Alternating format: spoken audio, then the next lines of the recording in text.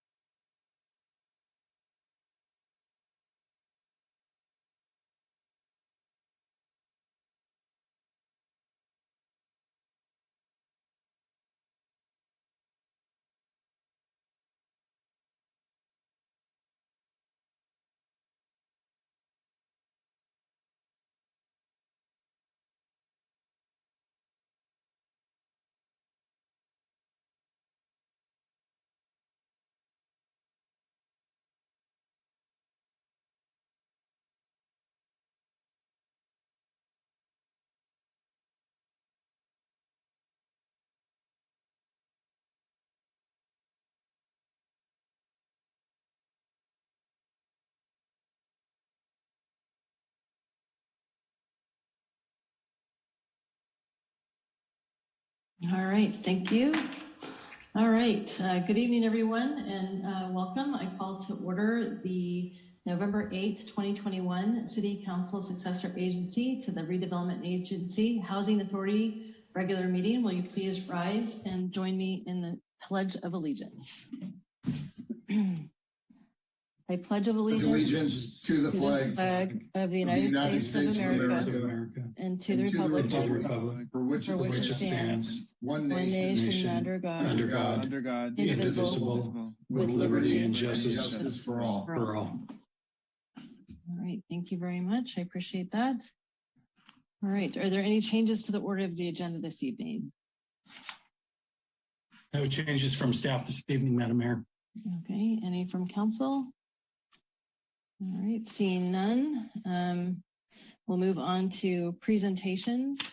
So the first one that we have is presenting a proclamation supporting United Against Hate Week in San Carlos, November 14th through 21st, 2021. And I understand Patrice O'Neill, the co-chair of United Against Hate Week and filmmaker and CEO of Not In Our Town, an organization that works with local communities and schools to stop hate, racism, and bullying, is with us this evening. Let me just pull up that proclamation so that I can share it with everyone. All right, well, thank you so much for being here, Patrice. So we are declaring November 14th through 20th, 2021 as United Against Hate Week. Whereas the United States is a nation of immigrants whose strengths come from its diversity, and whereas the Constitution enshrines equality on all individuals, regardless of race, gender, religion, or political views, and whereas across the United States there exists alarming and frequent displays of hatred as well as divisive and discriminatory rhetoric, which serve to deepen divisions and normalize hateful and racist discourse and other bigoted views by emboldened hate groups and individuals. And whereas United Against Hate was created by civic leaders in direct response to the sharp rise in expressions of hate in our communities, the movement aims to empower local residents to take action in their communities and alter the course of this growing intolerance. And whereas education, compassion, and cooperation are key to unlocking understanding and embracing differences between people. And whereas the city of San Carlos is strengthened by the diversity of ethnic, cultural, racial, gender, and sexual identities of its residents, all of which contribute to the safe, welcoming, and vibrant character of our city of good living. Now, therefore, be it proclaimed that I, Laura Palmer Lohan, Mayor of the City of San Carlos, on behalf of the entire City Council, hereby declared November 14th through 20th, 2021 as United Against Hate Week, and urge our community to join together to condemn acts of hate toward any and all persons, and to reaffirm our commitment to building an inclusive and equitable community for all. Thank you so much. So I'd like to invite Patrice O'Neill, co-chair of United Against Hate Week, if she has any remarks. We're so pleased that San Carlos is participating in United Against Hate Week this year.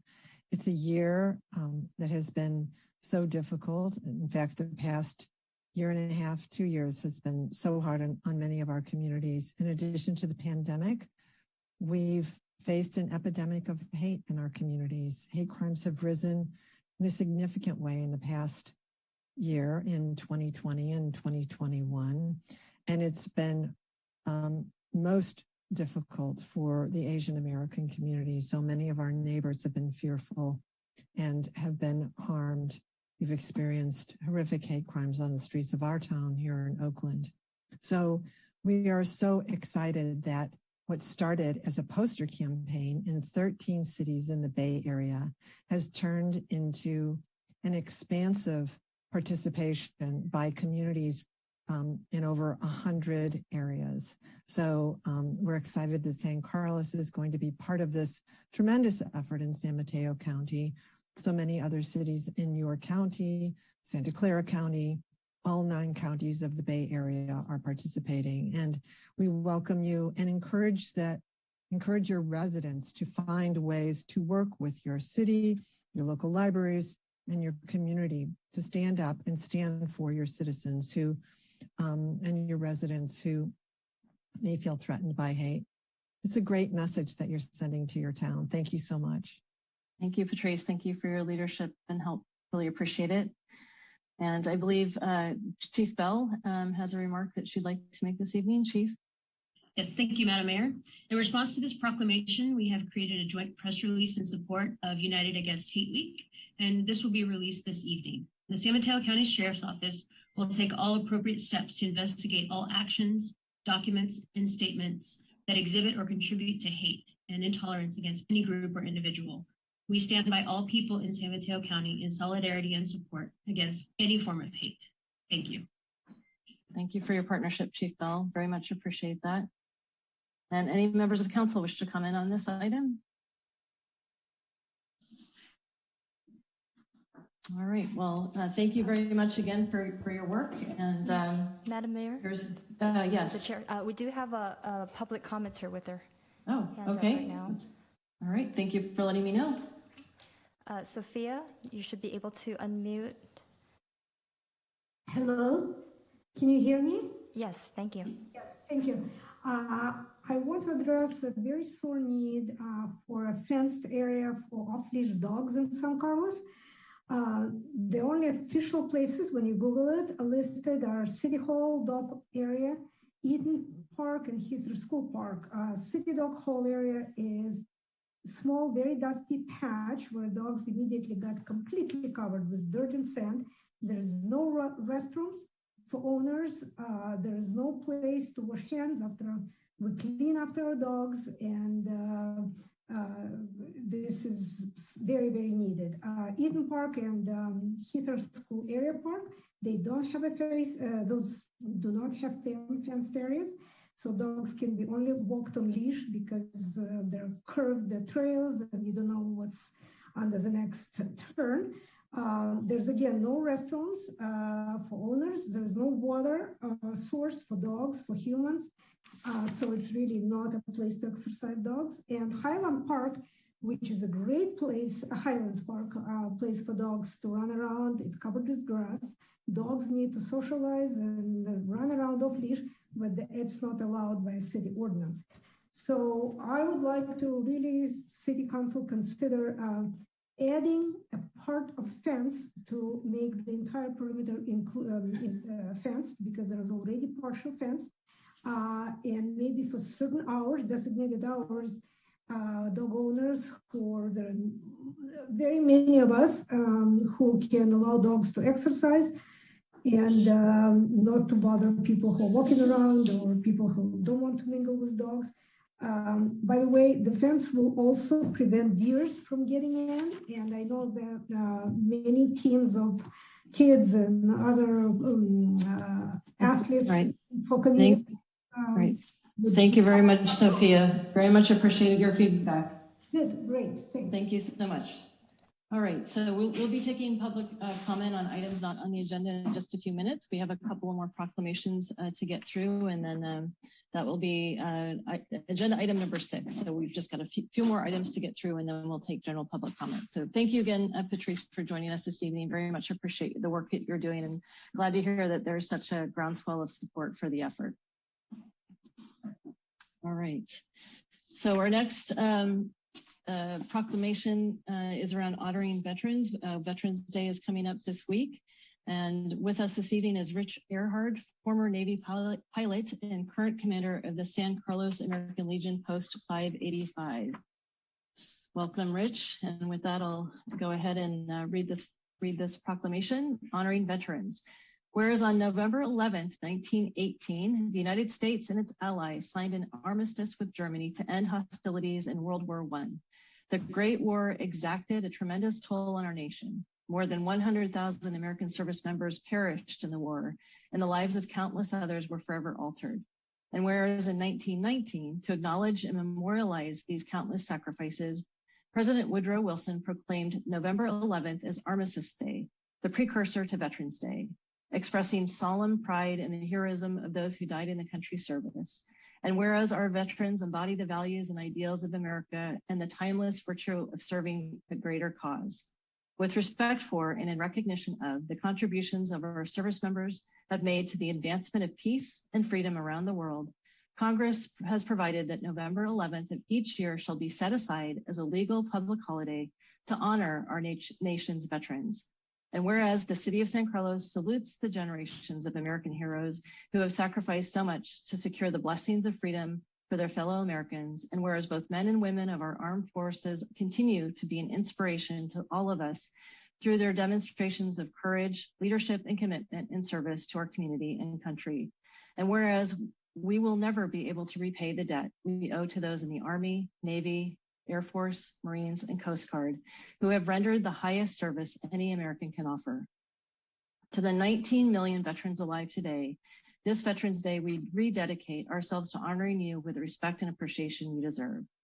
Now, therefore, be it proclaimed that I, Laura Palmer Lohan, Mayor of the City of San Carlos, on behalf of the entire City Council, do hereby pay special tribute to our veterans on November 11th, 2021, encourage our community to observe and pay homage to the sacrifices and contributions of our veterans who fought for peace and defended democracy domestically and abroad.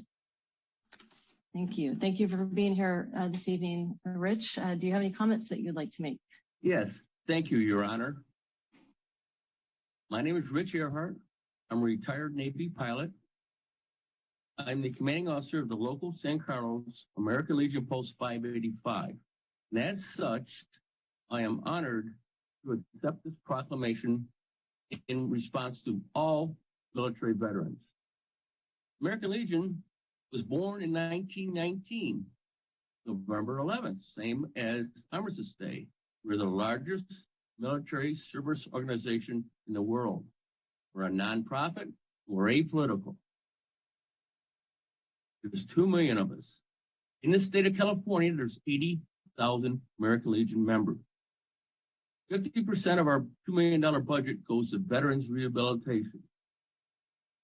Locally, your San Carlos Post, that little building on Bush Street, has a total of 400 plus members, taking into account Legion members, Sons members, and Women's Auxiliary.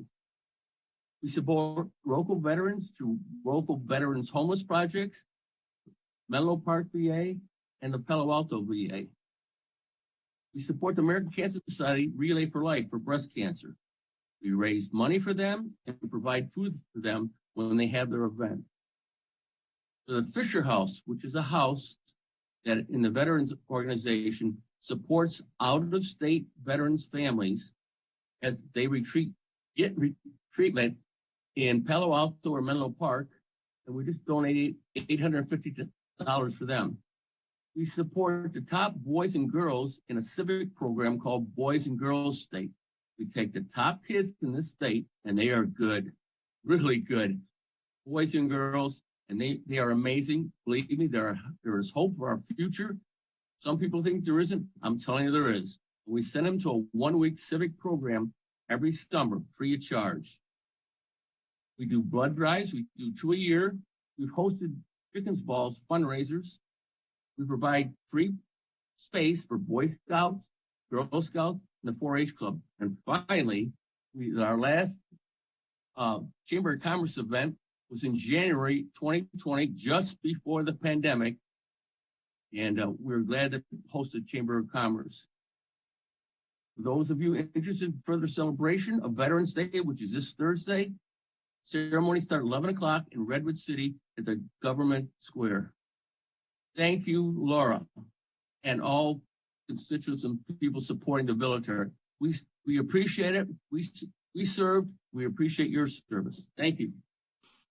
Thank you, Rich. Thank you for your leadership, and thank you for the great and extraordinary works of your organization for the community. Do any members of council wish to make a comment at this time? Councilmember Rack and then Councilmember Collins. Thank you, Madam Mayor. Rich, I just want to thank you for your service and for all your members, for all you do, what you've done for us and for what you continue to do for the community. Thank you, and look forward to celebrating all you've done on Veterans Day. Thank you. Thank you. Councilmember Collins and then Vice Mayor McDowell. Thank you, Madam Mayor. And my thanks to Rich. I am the son of and the nephew of 2 World War II veterans. My father flew over the Pacific and my uncle flew several missions over Germany. And both of them they're wonderful people, and they never spoke about the war.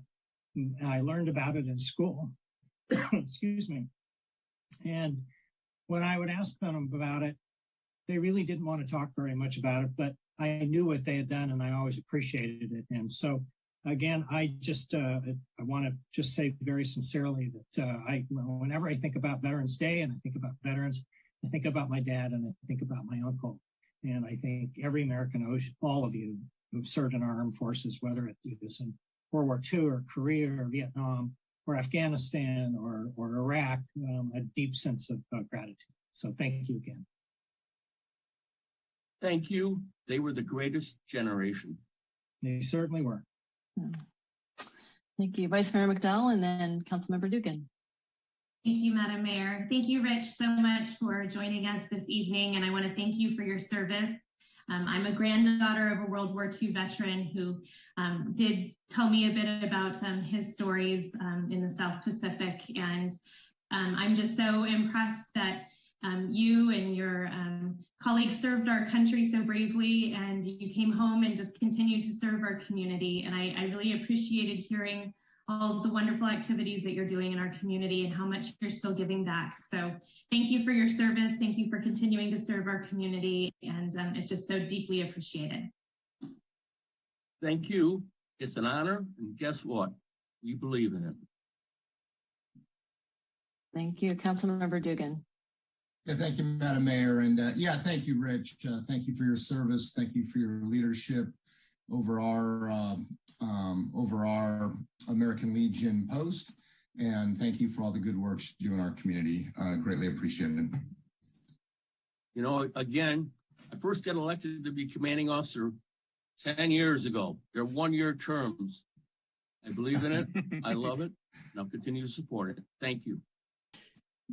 That sounds like yes. I was just going to say that sounds like a very long, short year. Go ahead, Councilmember Ragg. I just also want to thank Councilmember Dugan. I think because he's a veteran as well, having served at West Point, served in the Army. So thank you, John, for your service as well as we honor all our veterans. Yeah, thank you, Adam. Hear, hear. I second that. All right. Well, thank you so much for joining us, Rich, this evening. Really appreciate it. We have one more recognition this evening. Joining us is Lucy Solberg from the Junior Matron Special, who's a Junior Matron Special Events Chairman and past president.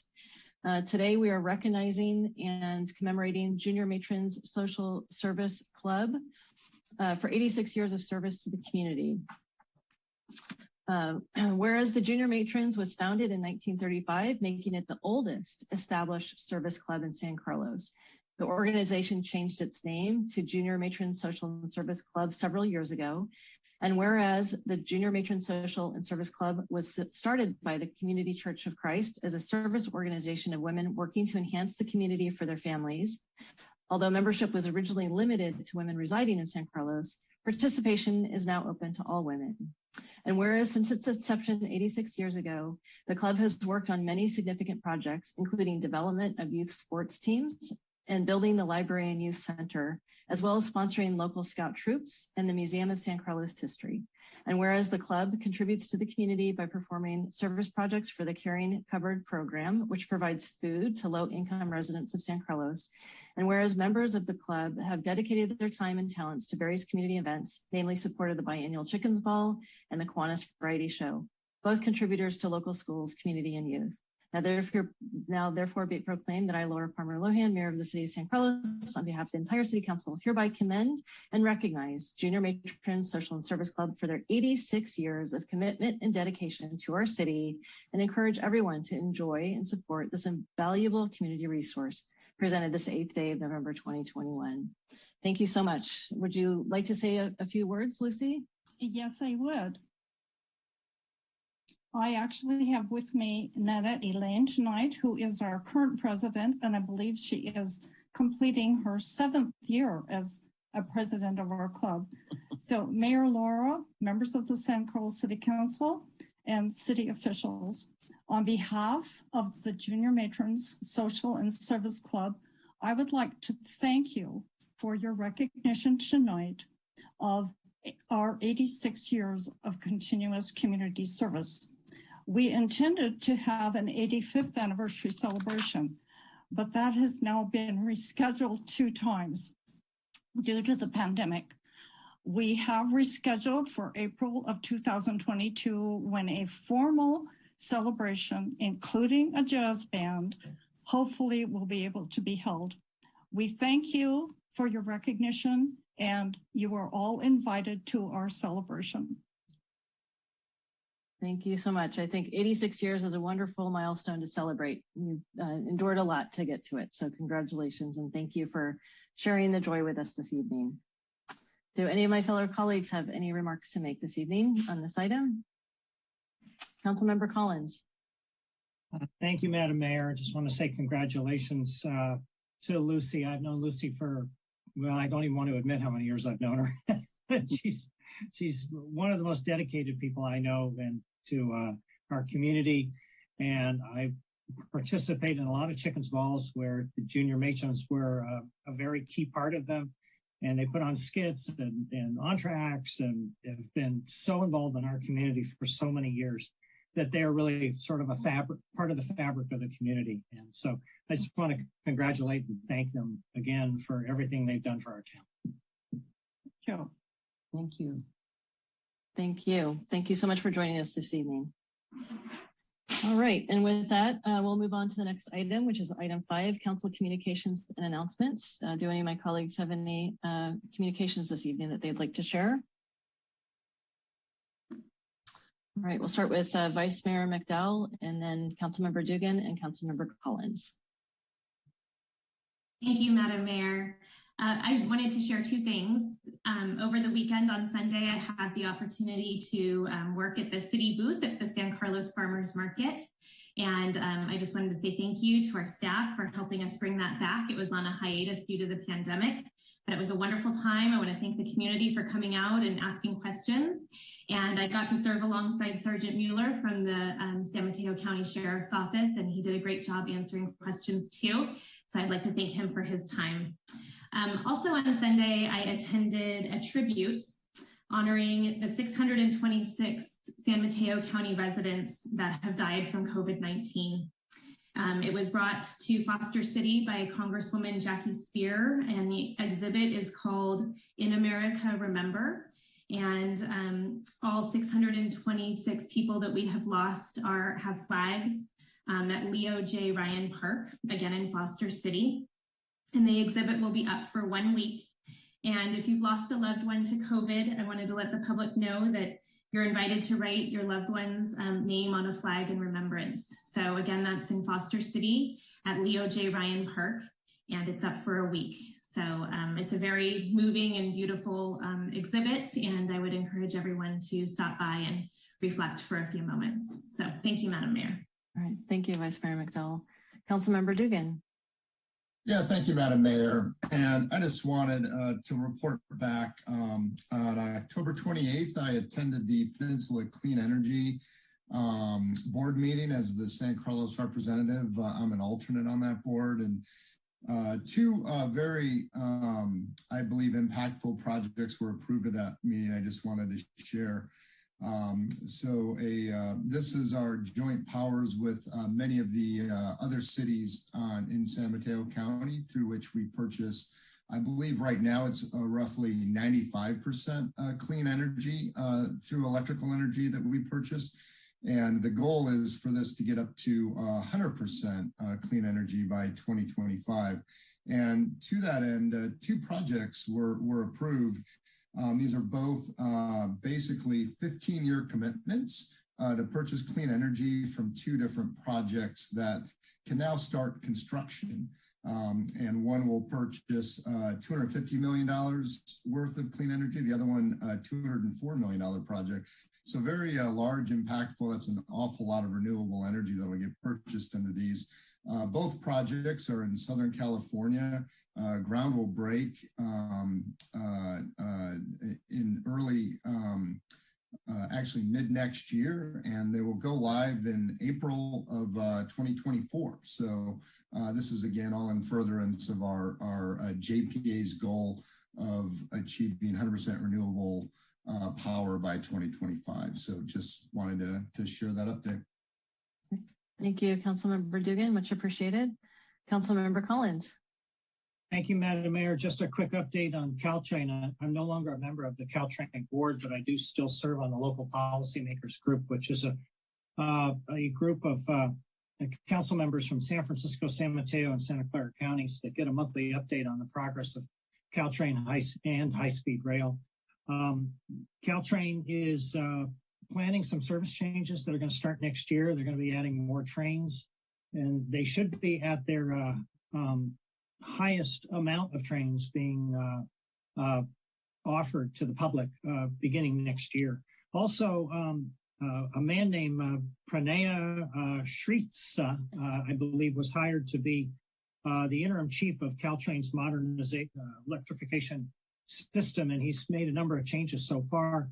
But the electrification process is proceeding. There are a number of poles, foundations, wires, power stations, and things that go into the entire electrification system along the line. They're still looking at what they call revenue service. I call it passenger service for the new electric trains starting in September of 2024. It was originally scheduled to be next August, but COVID and other political issues sort of pushed back the timeline of that. But nevertheless, a lot of the foundation and pole construction is about 70% done, and it does continue every weekend. So when you see the crews out there, you'll know that they are wherever you are in up and down the peninsula. You'll know that they're working very hard to get our electrified system in operation. Thank you. Great. Thank you for the update on that, Councilmember Collins. I've just got a couple of quick items. One is just to let everybody know that in recognition of Veterans Day, the Museum of San Carlos History is featuring an exhibit on the war dogs. Many people may not realize that during World War II, that there was a war dog training center, also called the Western Remount Area Reception and Training Center, was located here in San Carlos. That exhibit is up in the museum now, and you can visit it this coming Saturday during regular museum hours of 1 to 4 p.m. on Saturday, located at 533 Laurel Street, it's the small building right next to the fire station. Also to let you all know that the Community Foundation of San Carlos is hosting a poetry slam. Use your voice to unite our community through poetry. Submissions are due tomorrow. You can learn more information by visiting cfsancarlos.org, and the event will be held on Friday, November 19th from 5 to 6 p.m. at Devil's Canyon. So everybody's welcome to participate in that. And then finally, we are in the midst of launching through County of San Mateo a new app that is going to be available to all of you if you were to visit chooselocalsmc.com. Again, it's chooselocalsmc.com, and it provides you with discounts and you earn rewards and then end up getting discounts at various establishments throughout town. And I'm happy to say that many retailers, restaurants, and the like have signed up for it. So if you go to chooselocalsmc.com, it's a great way to support our local business community. All right, so with that, we'll go to the next item, which is public comment. Crystal, are there any members of the public who wish to make comments on items not on the agenda? Yes, we have 2 hands at the moment. First is Louis Vela. You should be able to unmute. I did. Can you hear me okay? Yes, thank you. Excellent. Thank you. Thank you. And good evening, Honorable Mayor, Vice Mayor, members of the City Council. We meet again about a familiar subject and a familiar property. A lot has changed since my address to this distinguished body over 2 years ago. Thank you for giving me the opportunity. My family has yielded their time to me. This way, you will only have to endure one speaker. My topic is once again the property located at 1232, 1234 Cherry Street, San Carlos, which you all have now taken action on. Many contend there is nothing in life more remarkable or more noble than to be of service to others. You all have made a decision to serve on the City Council of this wonderful city, to serve our community, its citizens and visitors. Others choose to serve in a myriad of other ways, and we've heard that earlier on, such as serving in the military or working on various levels of government in public safety like I did, or in many other philanthropic, medical, religious, charitable, or nonprofit organizations, of which there are many. Dedicating oneself to serve others may not only apply to people. We also have service animals and other companion services. So where am I going with this? Maybe I'm a romantic, but I have always been of the belief that even buildings and properties sometimes are chosen or destined to be dedicated to the service of others, which brings me to 1232, 1234 Cherry Street. For many years, this property on Cherry Street served as that one special location that provided medical and other comforting care to anyone experiencing a problem with their vision or needed to correct or enhance their eyesight. For many years, the building was known as the Eye Doctor Building. It was also known as the Mann Building because a very kind and gentle soul by the name of Dr. Frank Mann practiced optometry from that very same building for many years. In these last almost 30 years, 1232 Cherry Street was owned by the Vela family, and there were those who referred to it as the Vela Building. This building of historical significance, built in 1963, has always housed eye doctors until the last eye doctor vacated the building a few years ago. For more than half a century, 1232 Cherry Street in the downtown core of the city of San Carlos is where most families in San Carlos grew up having their eyesight cared for. This is one major reason why I have always considered this property as one that was destined to be of service to the San Carlos community at large. As the owner of 1232 Cherry Street for approximately 30 years, it has always been my greatest aspiration and ambition, indeed my ultimate dream, that one day I will develop the property into a spectacular downtown building. This while helping to develop the drive-through alleyway alongside my property into a pedestrian-only walkway where locals and visitors could meander in a safe and clean surrounding with outdoor seating areas, cafes, live music, and other eating and socializing areas connecting Cherry Street to San Carlos Avenues with a flair and an ambiance we all crave for whenever we visit old towns and cities in Europe, and they can even do it with less space. I may not be the one developing this property, and I may never see the dining tables and colorful umbrellas, the live music, and people strolling along the Via Pedonale. But I'm very optimistic and eager that the Vela property is destined to be transformed into a project that, albeit different, will also continue to serve the citizens and community of this wonderful city. A roof over everybody's head is not a luxury or a privilege. Affordable housing is a necessity and an essential urgency to all who need it. I understand it, I believe in it, and I would have loved to be part of it. As a property investor, could I have held on to the property for more? Absolutely. Would it have been worth it when compared to the contribution towards something more noble and more beneficial to the greater good of this charming city? Absolutely not. I am thrilled that our property will now continue to fulfill the noble cause, be of service to others, while so many will benefit. In conclusion, I want to express my sincere thanks to the mayor and council of the city of San Carlos who worked with me to arrive at a mutually agreeable solution. I do not say this lightly.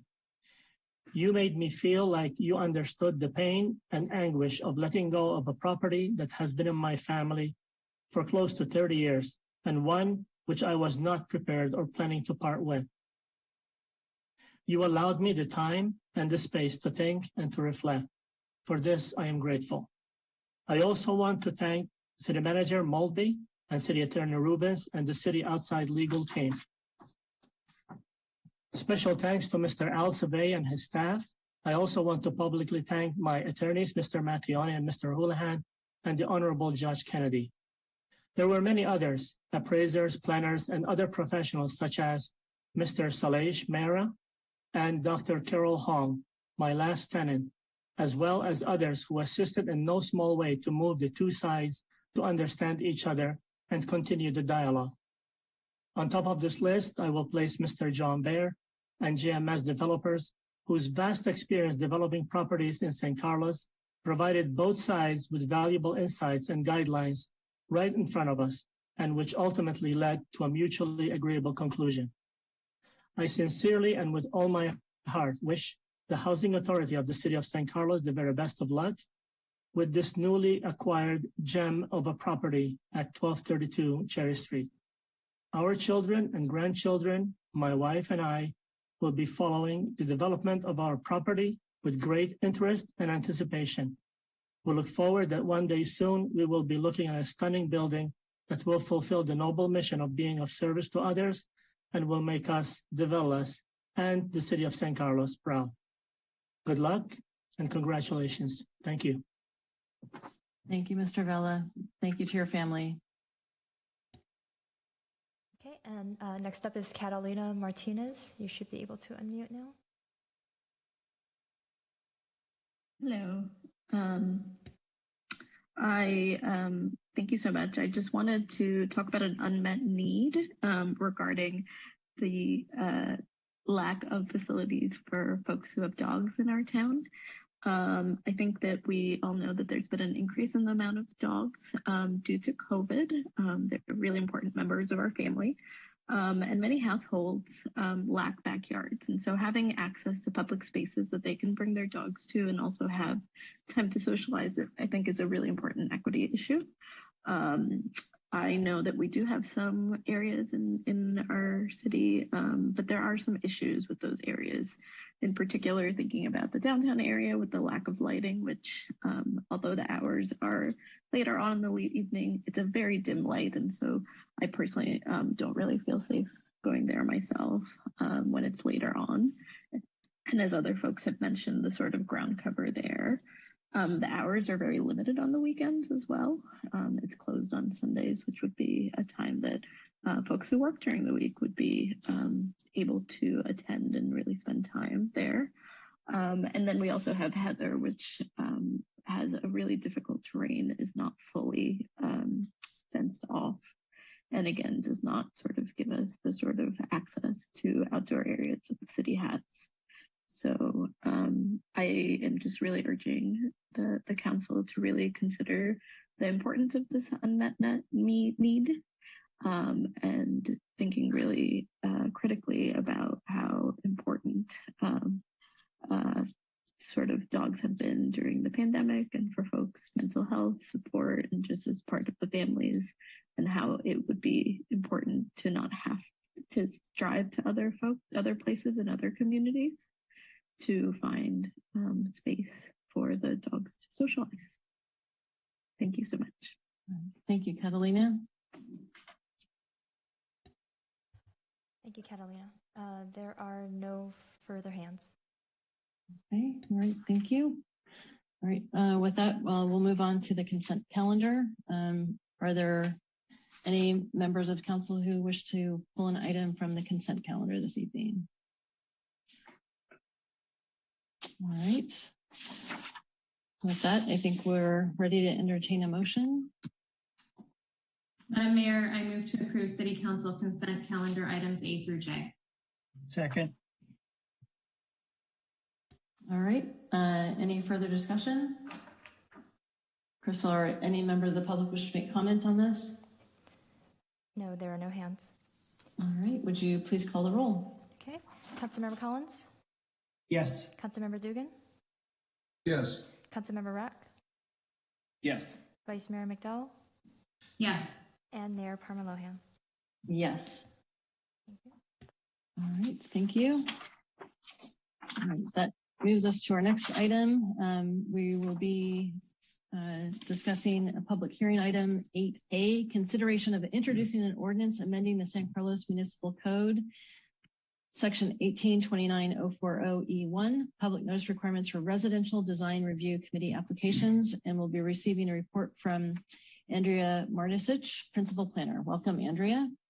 Good evening. Lisa Costa-Sanders, principal planner, will be giving the staff presentation this evening. Thank you. Right, Next thank slide. you. Welcome, Lisa. Thank you. Lisa, you should have access if you want to. Oh, thank you.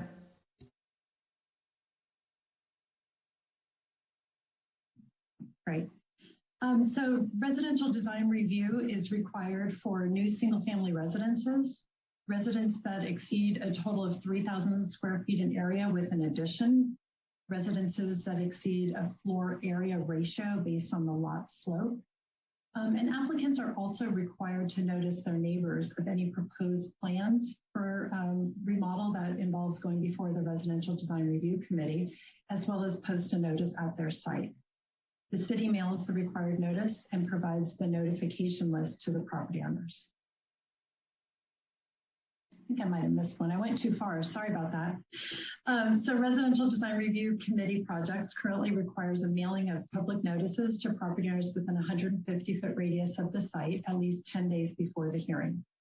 The City Council, at a meeting when you talked about notification and more information on projects, asked that that notification list be expanded to 300 feet from the subject property, consistent with other public notification requirements. Planning Commission considered this item at their October 18th meeting and recommended the City Council approve the ordinance amending the mailed notification requirement. And then I reviewed items that go before the Residential Design Review Committee.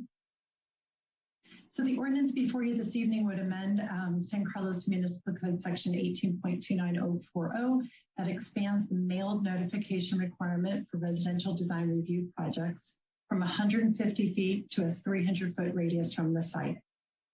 If this is adopted by the council, staff will also change the submittal requirements for the applicant distributed notifications to match that 300-foot radius. Staff has found the project to be exempt from the California Environmental Quality Act, as it does not, the text amendment does not have the possibility of having an impact on the environment. And here's the motions should you choose to introduce the ordinance. I'd be happy to try to answer any of your questions. That concludes the staff presentation. Thank you, Lisa. So what we'll do is we'll go to questions, public comment, and then we'll need to close the hearing, I believe, and then move to further comment. So are there any questions from council? Vice Mayor McDowell? Thank you, Madam Mayor. Thank you, Lisa, for the presentation this evening. I have one quick question. I see in the presentation that applicants are required to notice their neighbors, that the city mails the required notice and provides the notification list. Do we charge the applicant for the city mailing it out? And how much does that usually cost if we're doubling the cost for the applicant? Sure. So with the last fee study, the public notification that the city does was included in the total of the residential design review fee. So it's not a separate charge at this point. For projects that require a planning commission notice, that's a mailed notice and a published notice in the newspaper, a separate public notification fee is charged for those. So I understand we're currently going through a fee study update, and we will provide the information on the additional cost associated with the mailing to the consultant to determine if there needs to be any kind of a fee increase. It's very minor change in any staff time, but it would result in some additional postage. I just took a look at a recent project that went before RDRC, kind of a standard 50-foot lot neighborhood. There's about 21 notices for RDRC review. And then that's the 150 foot, when you apply the 300-foot radius, it a little more than doubled to about 51 mailed notifications. So you understand that postage would double. Thank you very much. Thank you, Vice Mayor McDowell. Councilmember Dugan? Yeah, thank you, Madam Mayor, and thank you, Lisa. I had the same question on costs, so I'll be interested in that. That does sound fairly minor, going to 50 houses. My other question, we just also recently increased the robustness of what's posted on the project itself when it goes into review. I think I've seen some properties in town where it looks like a much better project summary is posted, but we recently did that as well. Is that correct? That's correct. So that in addition to the neighbors requiring to do some outreach where they either mail or hand deliver information to their neighbors, they're also required to post a sign on their front property. And we've prepared kind of a large metal sign that we then insert the information about the project details into. So anybody that's walking by or driving by is able to see that information as well about the project. And just anecdotally, have we noticed any impact of that new signage? Are we getting more public inquiry, more discussion, or any feedback on that in general? I think it's well received, just that people have the information, but it doesn't seem to be generating a lot more public interest. Most of the public interest we receive are from more the immediate neighbors, so on either side, across the street and behind. Got it. Okay, thank you, Lisa. All right, I don't see any other hands up, but I have a question. Lisa, would you mind describing the types of projects for which notification would be required? So as an example, we recently updated our ordinance with respect to allowing ADUs and JDUs by right to comply with state law. Would those types of projects be included, or could you give us some color in terms of which types of projects would be included?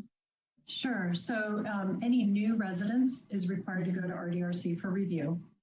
A residence, when you're adding on to your home, if it exceeds 3,000 square feet in area, and that does not include the ADU square footage. So if that ADU square footage put you over, that would not trigger the Residential Design Review Committee review. Mm-hmm. So if it's just you were simply adding on to your house and then it took it over to 3,000 square foot, that would require it. And then we also have a ratio based on lot slope. So it's a little more restrictive based on the slope of the lot. Anything that exceeds that ratio would go to RDRC review. Projects that are just adding an ADU and no other square footage do not require RDRC review. Accessory dwelling units or ADUs are required to be approved ministerially or at a staff level, and not what we would consider discretionary or before this committee and design review. Right, thank you. Very much appreciated.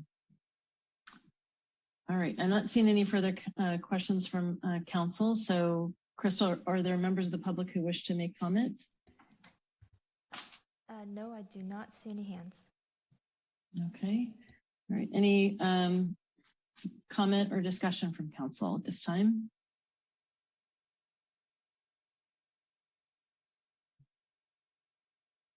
Councilmember Collins. Thank you, Madam Mayor. Should we be closing the public hearing at this time? Thank you. Procedurally, yes, we should. So I'll take a motion to close the public comment period. I so move. Second. All right. Crystal, can you please call the roll? Councilmember Dugan? Yes. Councilmember Rack? Yes. Vice Mayor McDowell? Yes. Councilmember Collins? Yes. And Mayor Parmalohan? Yes. Thank you. All right. Now, any further council comment or discussion? Councilmember Dugan. Yes, thank you, Madam Mayor. Yeah, I would just say, I support this change. 150 feet really isn't that large. And I'm glad to know that, we've taken a look and going to the 300, maybe, 50, 60, some properties. I mean, the expense of these notices is preparing the notice. Postage is, 50 cents a house, right? So I think it's a modest expense. And I think making sure more people are aware of the development coming is a good change and right in line with what we did earlier in the year, I believe, when we increased the kind of the notices that get posted on sites, and we've gotten plenty of feedback on people want to be more aware of what's coming by way of development. So fully support it. Thank you, Councilmember Dugan. All right, any further discussion? All right, I'm not seeing any. Be willing to entertain a motion at this time. Madam Mayor, I'll move to introduce ordinance number 1574. 1574, an ordinance of the City Council of the City of San Carlos amending San Carlos Municipal Code section 18.29.040 E1, public notice requirements for residential design review committee applications. I'll second that. All right, any further discussion? All right, Crystal, can you please call the roll? Vice Mayor McDowell? Yes. Councilmember Collins? Yes. Councilmember Dugan? Yes. Councilmember Rack? Yes. And Mayor Parmalohan? Yes. All right, thank you. All right, so we'll move to new business item 9A, consideration of adopting a resolution adopting the 2021-2024 Economic Development Plan And here with us this evening is Adam Aronson, Economic Development and Housing Manager, and David Shiver and Chelsea Guerrero with BAE Urban Economics. Thank you, Madam Mayor. So yes, we have before you tonight the draft 2021-2024 Economic Development Plan. And for way of background, for the past 15 years or so, the San Carlos has used these multi-year plans as a means of outlining the city's policy priorities and resources allocations with regards to economic development. And a little over a year ago, the city engaged BAE Urban Economics to help guide us in the development of the plan. And while we have faced stops and starts along the way due to the pandemic, we now have a draft plan that the Economic Development Advisory Commission has recommended the council move forward with approving. And as mentioned earlier, we have with us tonight from BAE, David Shiver and Chelsea Guerrero, who have been assisting us with the plan's development and will be leading its presentation tonight. With that, I will turn things over to David.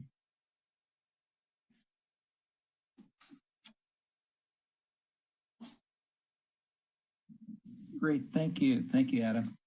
My name's David Shiver. And first, let me ask you if you can hear me. Great. I can hear you. Yes. Thank you.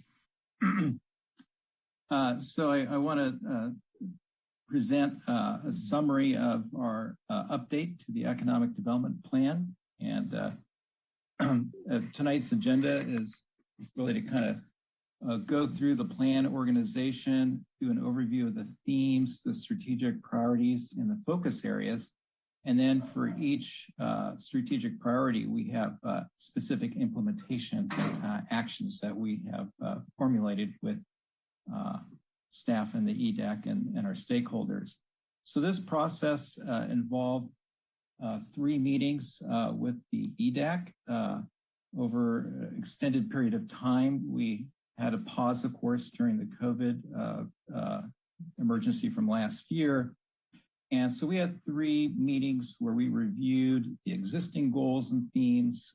We talked about some of the preliminary initiatives and strategic actions, and through an iterative process, formulated a draft.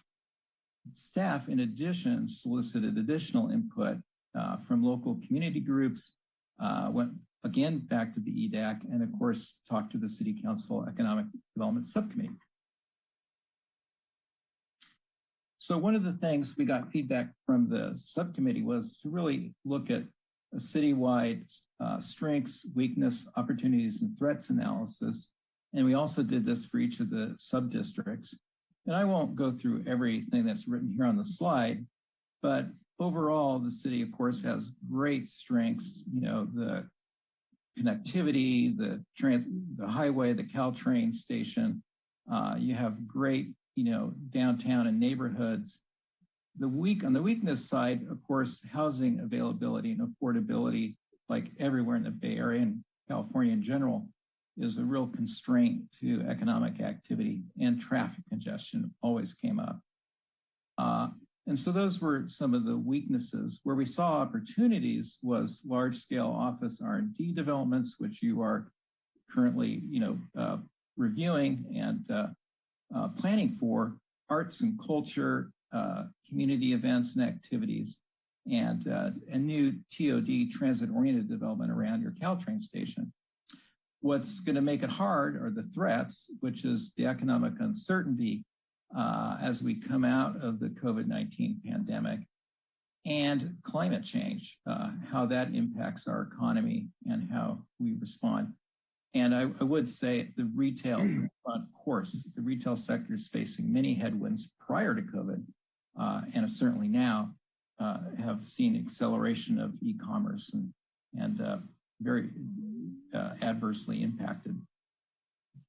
Going into how the update plan is organized. So as you may know from your current plan, we had 4 major themes: nurture placemaking and beautification, support enhanced connectivity and mobility, foster growth in the business community, and then encourage smart real estate development. So for each of these, or collectively, we had 11 strategic priorities, and I will be going through these, so I won't read them here. And then there's actions under each one of the strategic priorities. under the current plan, we looked at 4 main focus areas: downtown, the South Laurel or SOLA district, the Industrial Arts District, and the East Side area. For the downtown, we did a SWOT analysis, and the strength there, of course, as you all know, is that small scale village feeling, very attractive. It's really the city's living room, a third space, it's sometimes called, where people want to go and socialize, be seen, mingle, and also access Caltrain. The issue with downtown, of course, is traffic congestion and the limited availability of affordable commercial space and lack of distinct visual identity, how it connects to other districts.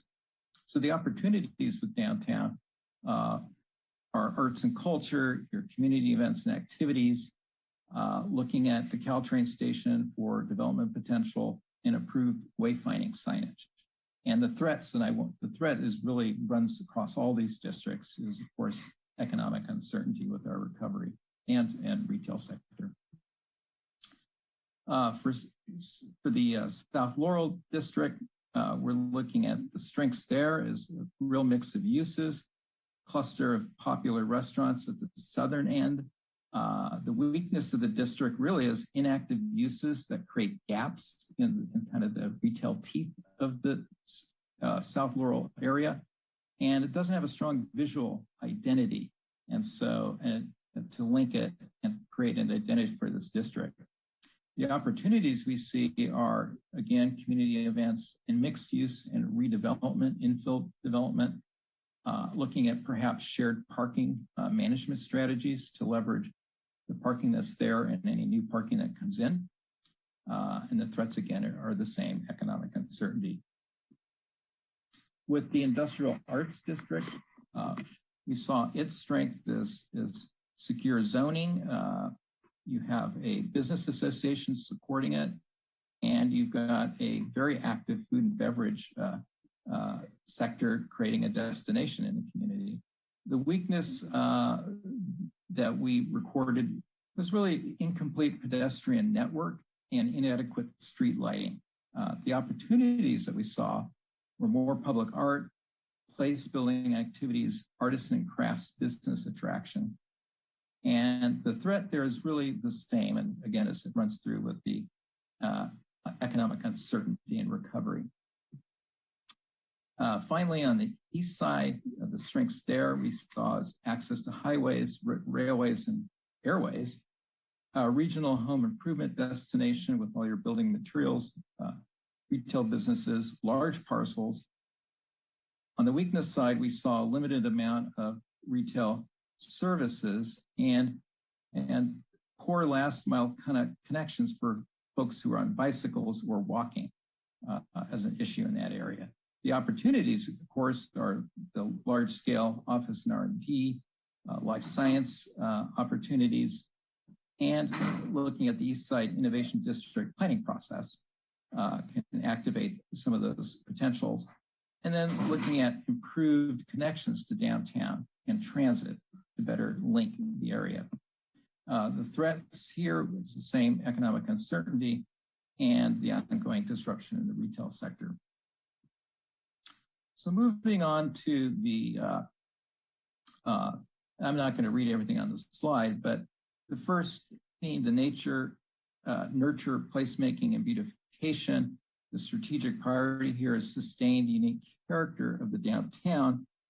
And the one thing I'd call out from this as an action is really to look at the zoning constraints and how you can support the retail businesses that you have and attract new ones through looking at your zoning code and permitted uses to support all the new kind of retail that we're seeing in our downtowns, which is outdoor food trucks, outdoor seating, pop-up retail, outdoor kiosks, small music events, special events. And so you want to make sure that the zoning code is supportive of these activities to really enhance the attractiveness and the experience of being downtown. The other item to look at for downtown is looking at the downtown plan. Here, it's sustaining the unique character of downtown. So it's really maintain the current program of city events and support the existing ongoing marketing programs.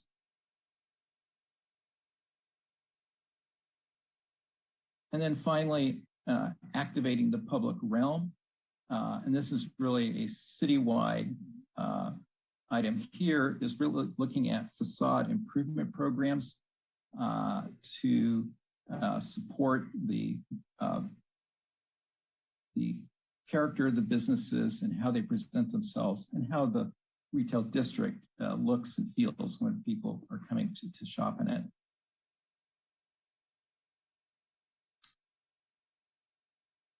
The other activity here for downtown is really looking at beautification efforts and to look at extending tree lighting, all the things that make it special, of course, at this time of year and during special events. And in the SOLA area, it's really looking at the development of a periodic street fair or other new recurring special event on South Laurel to enhance the attractiveness as a destination.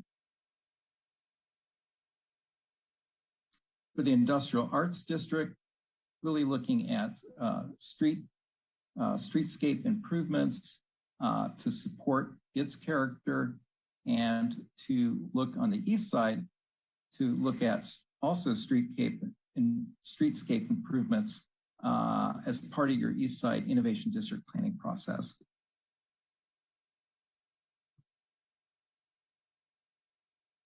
Under the strategic priority of promoting environmental sustainability, here we know that you've recently adopted your climate mitigation adaptation plan. And we know, as this was in the works, as we were doing our work with our stakeholders in the EDAC. And so really the updated plan should be supportive of the implementation of the climate mitigation and adaptation plan. And so here we'd be looking at adopting design standards to ensure that new development incorporates sustainable design materials and features, and consider expedited permit processing and fee reductions for green buildings.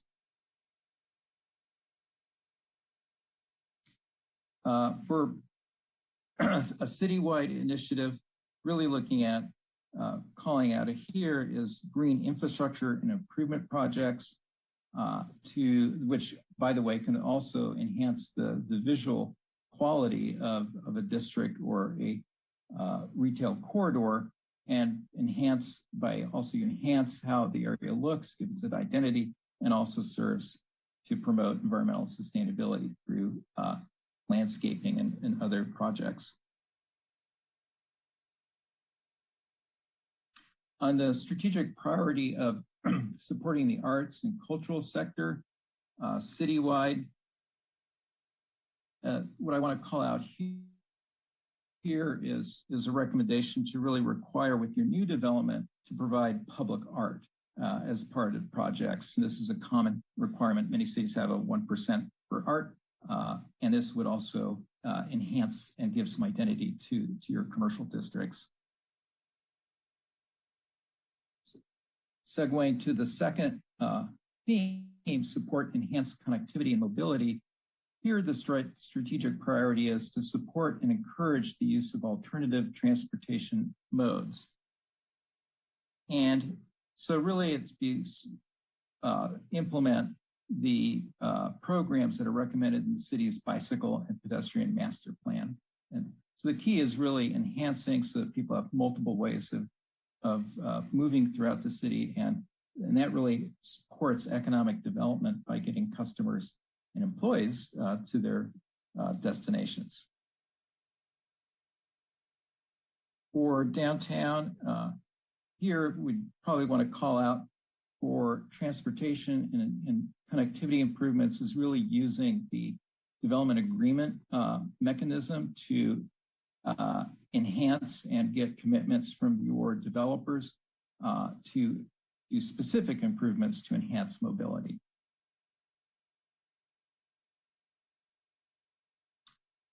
Finally, on the strategic priority of deploying new technologies and solutions to increase the connectivity, improve parking, and reduce congestion, here we think really improving wayfinding to install directional signage and gateways throughout the city is something that's important to call out here. And we have other recommended actions as well.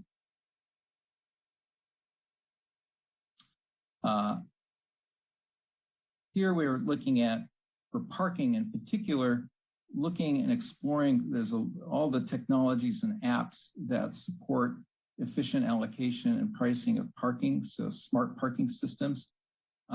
It would really help because we've heard from your merchants that sometimes customers don't know, where there's parking or there's a perception there's a lack of parking.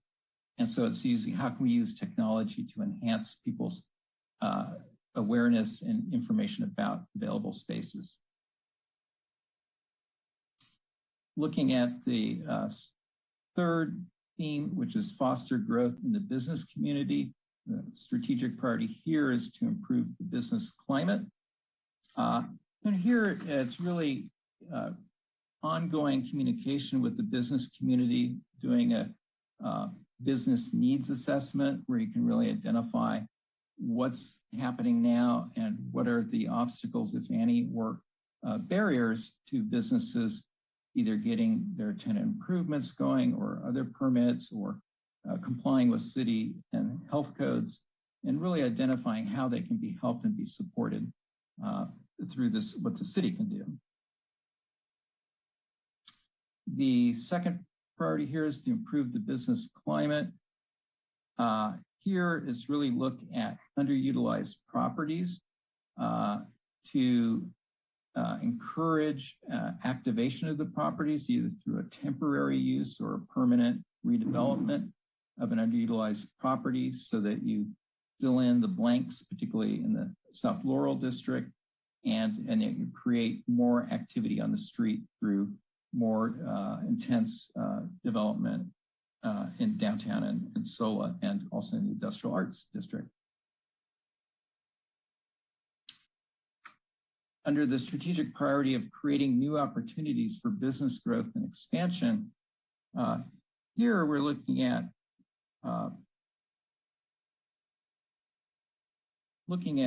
using spaces that you have now that might be underutilized to support new co-working space or maker spaces. Looking at attracting a commercial kitchen. There's some businesses now that their business model is kind of like a WeWork of kitchens, where you can sign up and have a small commercial kitchen to try out a new food idea that you have that might grow into something bigger and lead to a larger business in your community. So it's really looking at how to activate spaces, create entrepreneurial opportunities through activating underutilized properties, kind of filling in the gaps in the teeth, so to speak, citywide. For the east side, the key call out here is really looking at preserving flex space and older industrial space to support smaller businesses, and to look at using your industrial space as a way of allowing small entrepreneurs to grow into more affordable space, and through preserving the industrial properties, you would be able to enhance business growth. In the east side area, you have projects for large-scale life science and office development. And so this is going to enhance through new employees, retail sales, as well as higher income folks that can spend discretionary money in your community. The fourth theme that we had was to encourage smart real estate development, which in an economic development sense is really expanding the supply of housing in addition to filling in underutilized parcels to support economic development. But for the supply of housing, the call out from this particular slide is really looking at inclusionary requirements and whether there needs to be revisions to enhance your inclusionary requirements to produce affordable housing as well as market rate housing, not only to meet your RENA numbers that you have, but also as to support the business community, where many of the folks that we talk to, and I know the EDAC folks talk to, and staff talk to, is employees are finding it very difficult to find an affordable home or apartment close to work.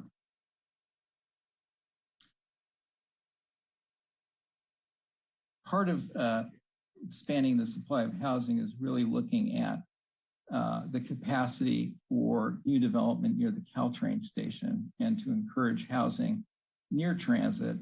And that's the primary focus of this strategic initiative to expand the supply of housing. And then finally, the strategic priority here is proactively plan for future growth. And for this, it's really looking at the downtown plan, creating an inventory of potentially developable sites to address targeted areas of need and or interest, and really looking for either nonprofits or arts and cultural facilities or organizations that can be either supported or brought into the city to help create a more diverse economy and also enhance people's experiences in downtown and other parts of the city. Finally, looking at the downtown plan and the East Side area is really looking at community benefits. In other words, in return for more intense development, the city can ask for enhanced transportation improvements or enhanced sustainability features or other things like affordable housing contributions as part of a contribution for higher development intensity in the community. Finally, many stakeholders and EDAC members thought increased access to affordable childcare was very important to support your labor force. And so that's something that the updated plan addresses with these action items. So I want to stop now, and that was a quick overview of the update plan, and there's quite a lot there. And so I'll just pause and take any questions that you may have at this time. Thank you very much. Are there questions from council on this item? All right, we'll start with Vice Mayor McDowell and then Councilmember Rack. Thank you, Madam Mayor. This might be a question for Adam. I'm wondering how this plan compares to our last economic development plan that I think went from 2016 to 2019. I'm just wondering if you can list, some accomplishments that plan brought forward, and perhaps if there were items that were rolled over from that plan into this plan, if you can give us a little, some highlights on that. Sure.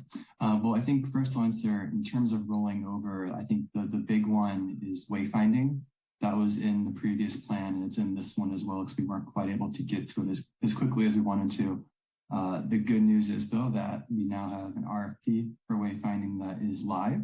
And so we hope to be able to get that accomplished very soon in the new year, as we are able to find a fabricator and installer for that project.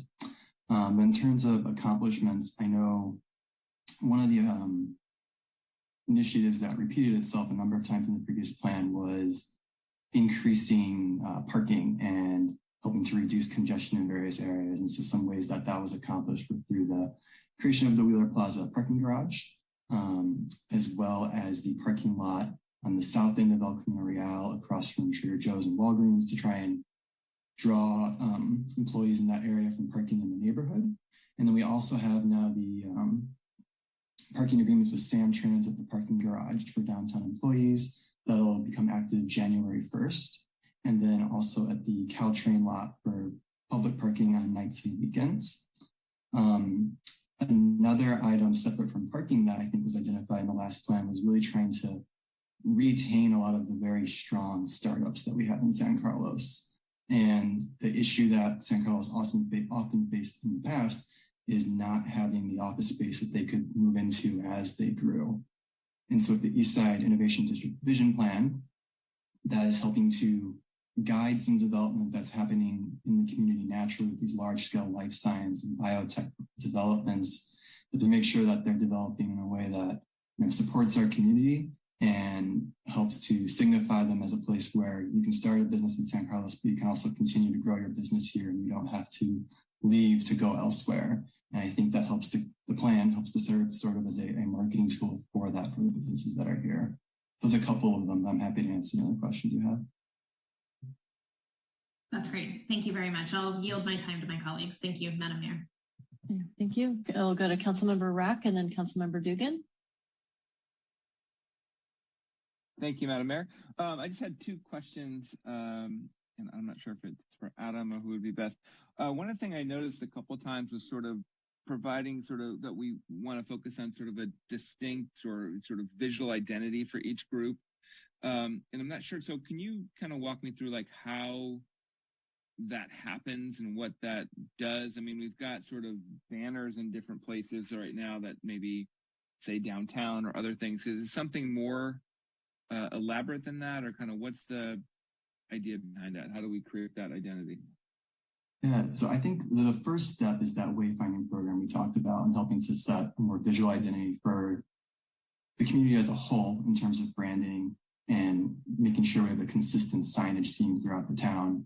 But then on a smaller scale, having those placemaking markers that identify, say, Industrial Arts District or South Laurel that you saw in the previous council meeting. But I think the next step beyond that, that gets to an even greater level of doing that is the downtown plan that we're embarking on over the next year. And particularly for South Laurel and the downtown, I know that that downtown plan is going to be looking at the whole area holistically.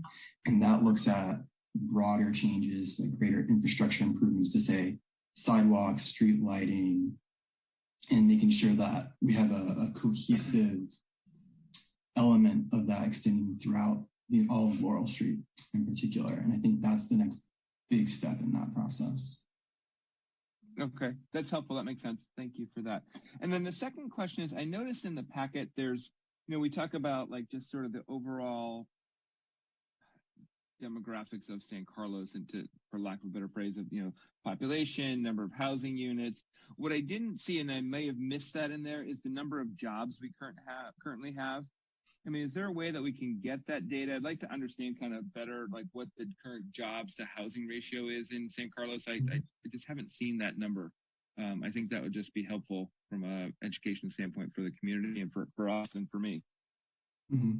Yeah, I don't. Unless you know that off the top of your head and can just tell me. Yeah, I don't believe it's in the plan. No worries. I don't believe it's in the plan right now, but we can certainly add it. I know we're actually working with a consultant right now to help make sure we have that number refined as well as possible, in particular looking at how it's going to grow as well over the coming years, so we can get that data and add it in. Perfect. Great. Thank you very much. Appreciate all the work that went into the plan. Councilmember Dugan. Yeah, thank you, Madam Mayor. And yeah, I appreciate this plan as well and all the work of EDAC and everyone else who contributed, and staff and the consultant, I think, did a good job on it. My question is, I saw a goal of activating the public realm, and I think that is a very good goal and something that's always worth focusing on when we're thinking economic development. And I think our downtown is a terrific example of an activated public space. But I don't get the sense our other districts are really that far along the path of being activated. And so and then when as far as recommendations from this plan to further activate our spaces, I think all I heard was perhaps a loan program to help businesses fix up their facades. And I'm not really sure that's, you know, in my mind, I guess I don't fully understand how that's directly related, but just in general, what else, you know, is staff thinking about by way of what we can be doing to activate our Arts Industrial District or our South Laurel District or elsewhere in town? So I think looking particularly at streetscape and lighting improvements, particularly in the Industrial Arts District. So as it currently exists, there are some great destinations over there, but it's not easy to walk between them. It's not necessarily a place where outside of in those specific locations, people are going to hang out. And I think the way you improve that is by trying to improve the streetscape, whether it's making sidewalks where there are none or expanding existing sidewalks so that they're easier for people to mingle on and to just make that specific space easier to access as well. So perhaps you don't feel like you have to drive there necessarily, but you can walk or bike, and then around the way, you're seeing more businesses in the area rather than just the one that you're going to. So I think there are a couple of action items around that in the plan, improving streetscapes and lighting, and there's some references to trying to do that through community benefits for some of the larger projects and development units that are coming in. And I would think of that as the primary way we'd activate the public realm.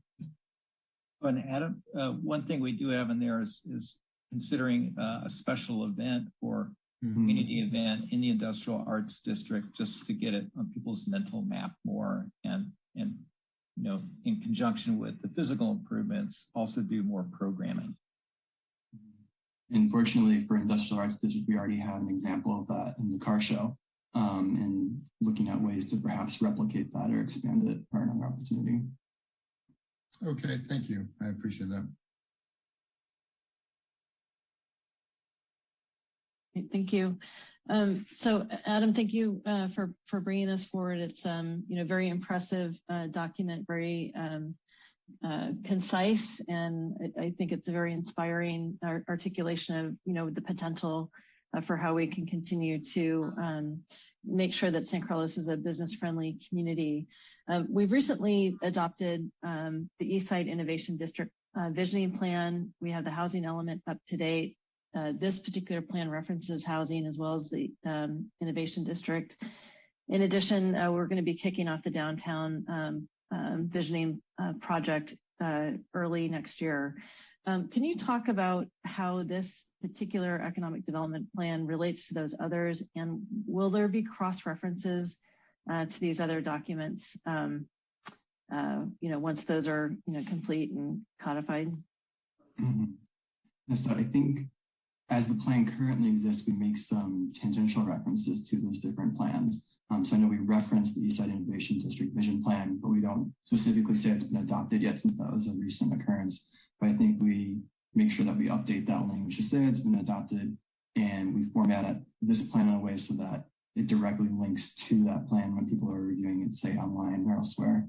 And then we would do the same as well with the downtown plan when it is ready, and we can make some more specific references in the plan, in the economic development plan, to the downtown plan, and for the same with the housing element as well.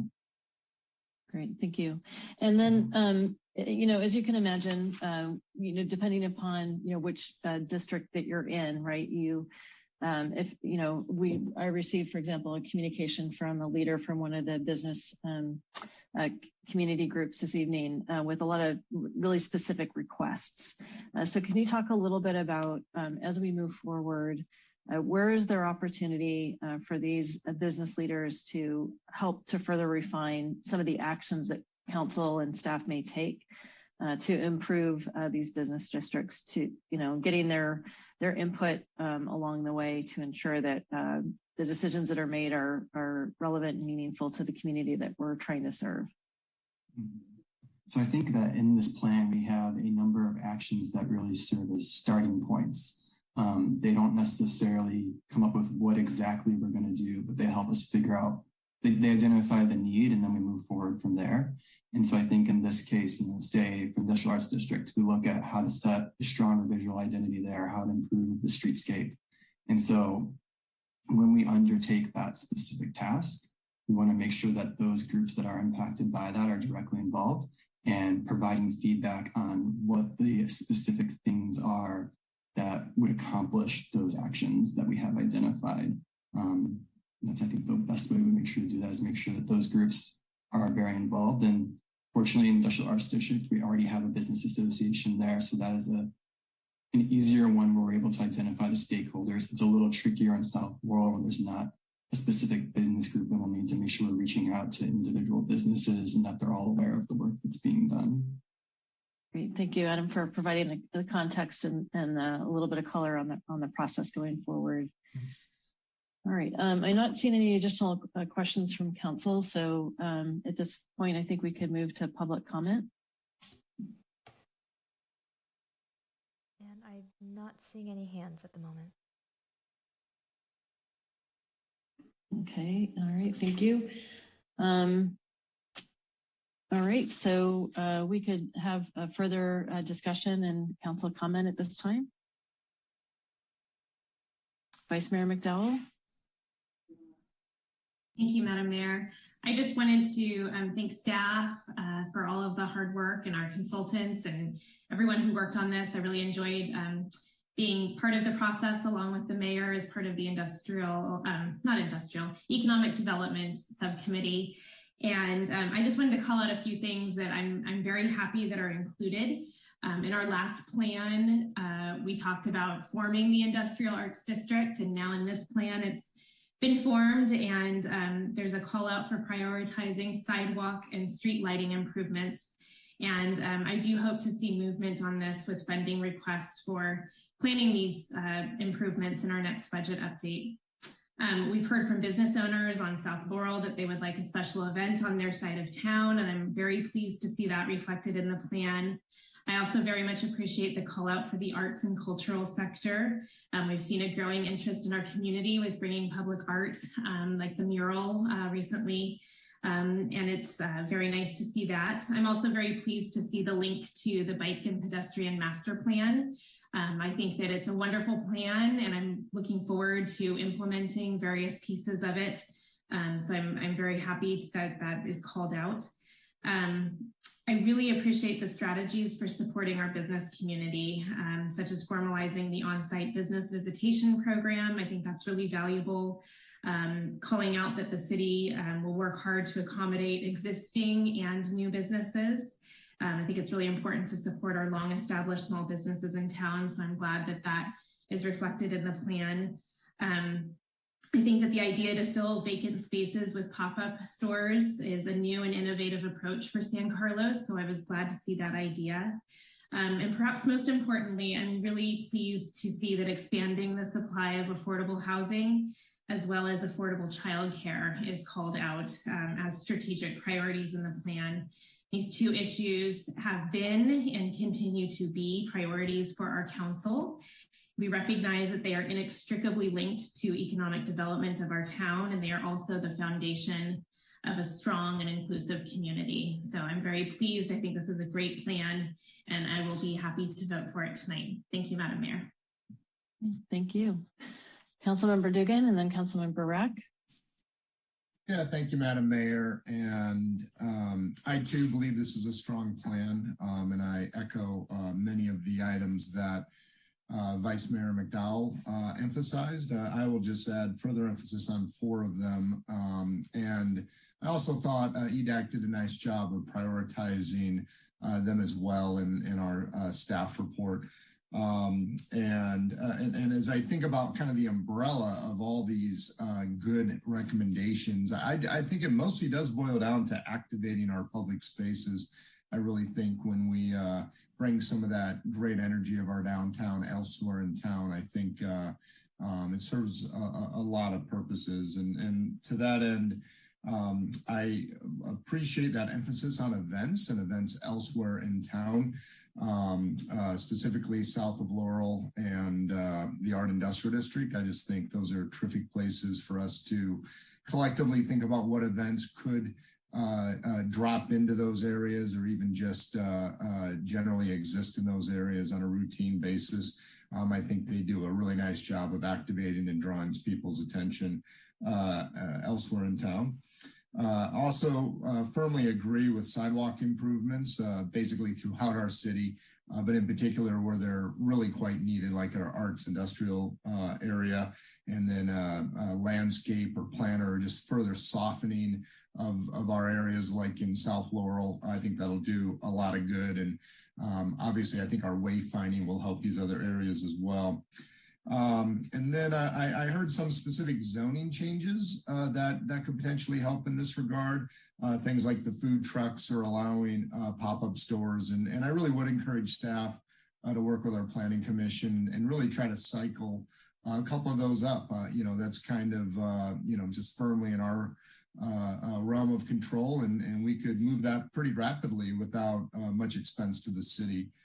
So I'm glad that made the list. And then finally, I would support something like, I don't know if 1% is the right number, but some dedication for public art. And I know, we might see some large projects come through. And as we're wrestling public benefits, I would encourage us to just remember there really is a place for public art. It really does help soften an area, and I think it does help lead to that activation of our public realm that I would encourage us all to continue to think about. Thank you. Thank you, Councilmember Dugan. Councilmember Rack.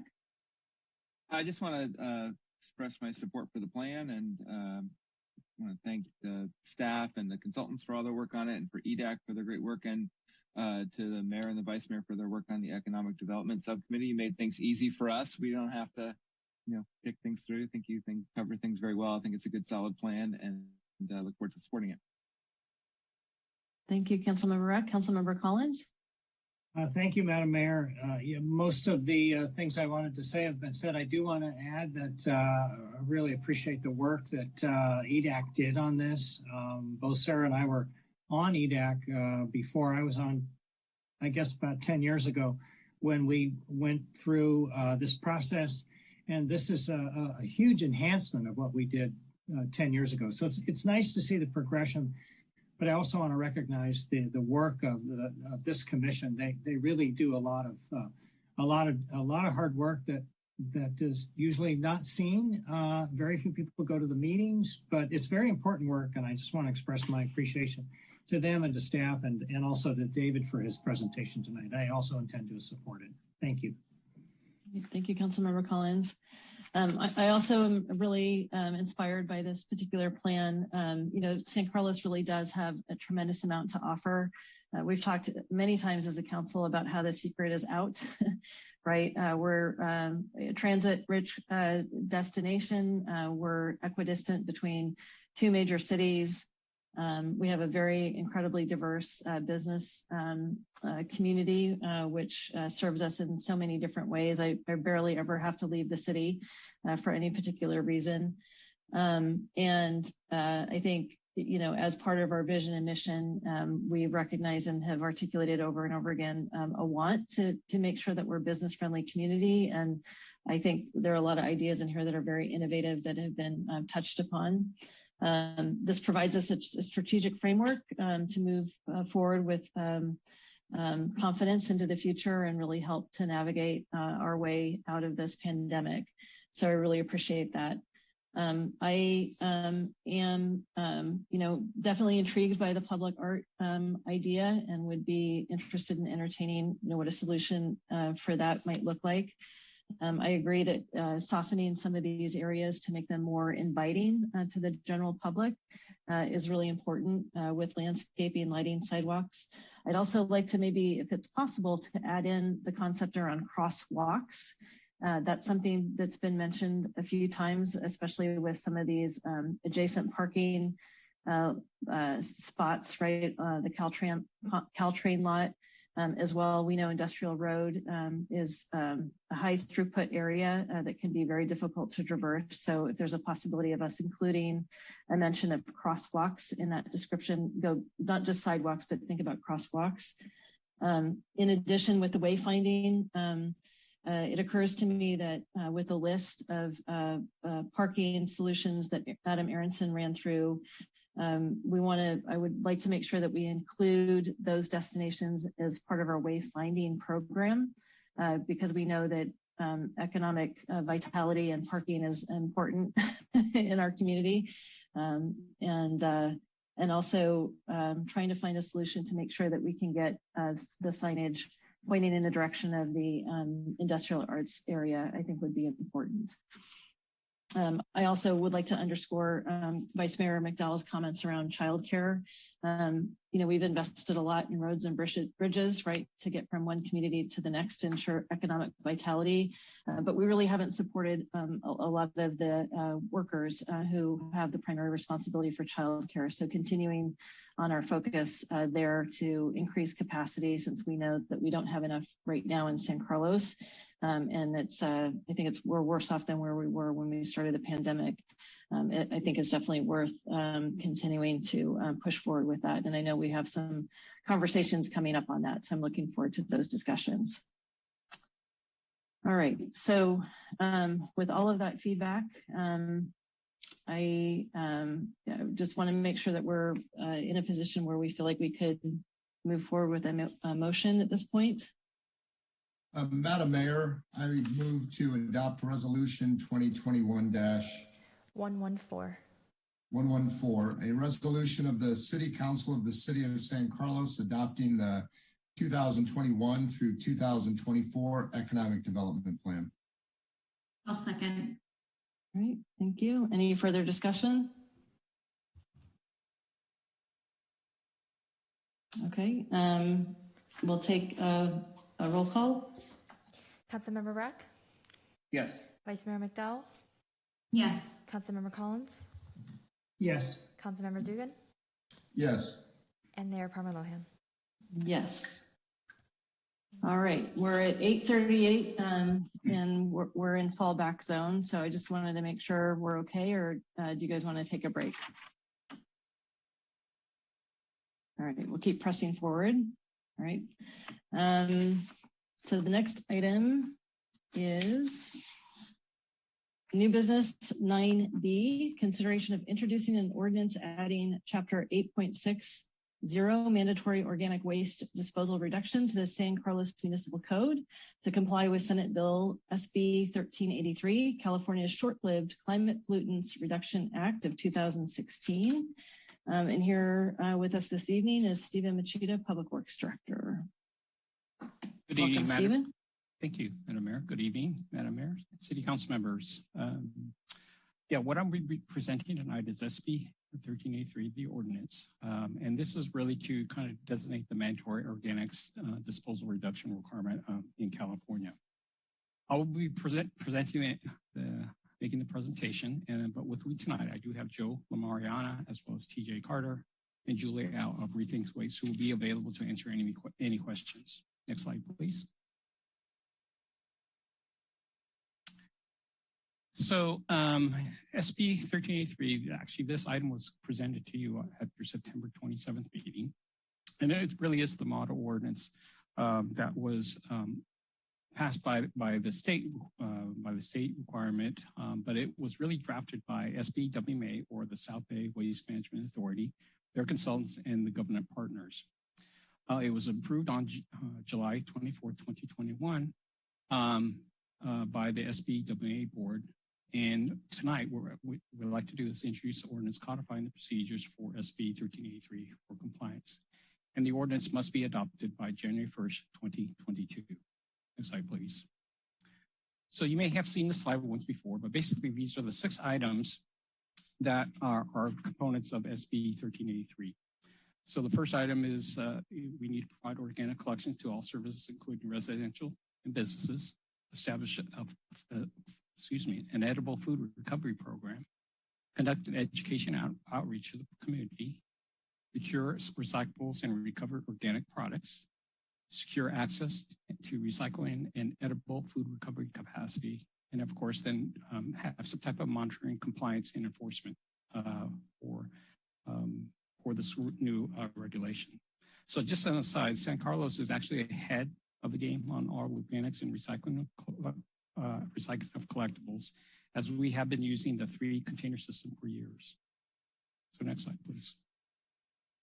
So now these next 3 slides, I'm actually going to be talking about the 3 partners that we'll be implementing the rules of SB 1383.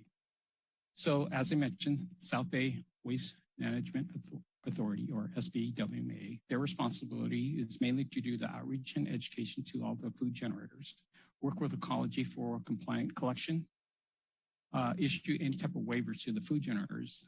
For instance, if there's some issues related to the minimal space or de minimis of food recovery. And then, of course, they would actually do a lot of the review or inspections of violations and report those violations to the various jurisdictions for action. They would also look at capacity planning, as well as coordinate mulch and compost distribution. And then, of course, with every program, there is always some sort of record keeping and reporting. Next slide, please. So the county responsibility, the second partner, they're going to actually develop the edible food recovery program, covering over 1,000 edible food generators or 22 jurisdictions. They will contract with the food generators directly, and they'll start collecting food recovery starting in January 2022 for much of the larger food generators, such as larger grocery stores and wholesale food distributors. And then they'll start collecting in 2024. They'll go to some of the smaller type generators, such as restaurants and hotels. And also they would monitor the record keeping and program reporting of the edible food recovery program. And the third partner, next slide, please. And the third partner will be the city's responsibility.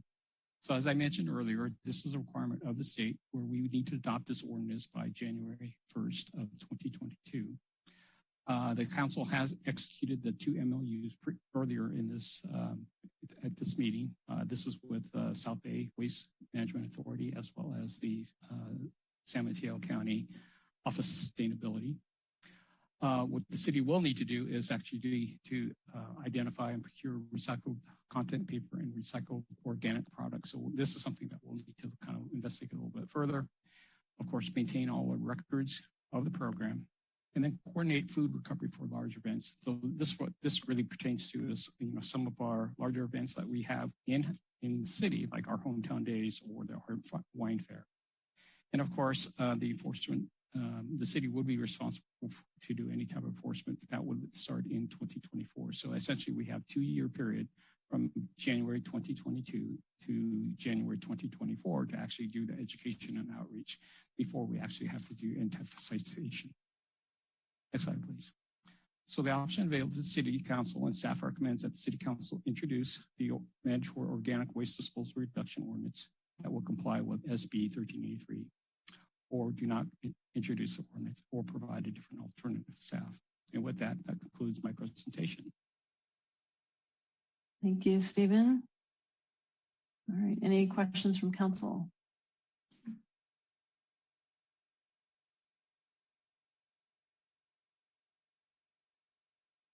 All right, seeing none. Crystal, are there any members of the public who wish to make a comment? No, there are no hands raised. Okay. Are there further comments or discussion from council?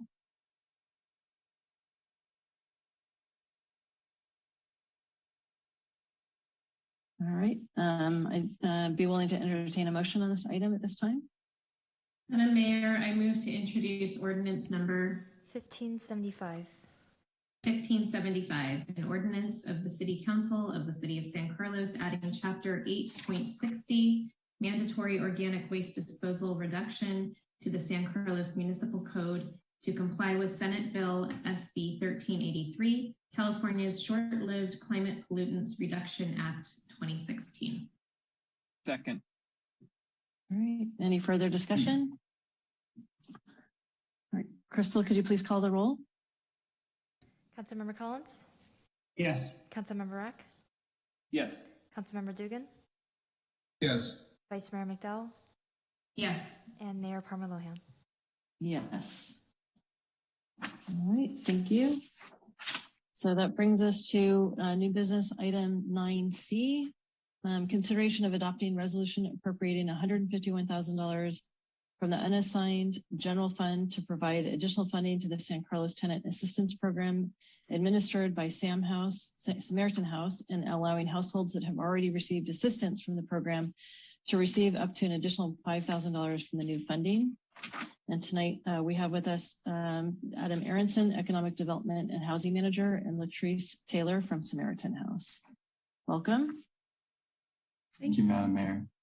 So I just want to briefly give background. As you may recall, we established the Tenant Assistance Program at the beginning of the pandemic, and Samaritan House was identified as the administrator for that program. And so as said, we have Latrice Taylor with us tonight, who's going to provide some background on Samaritan House and how those funds have been spent so far.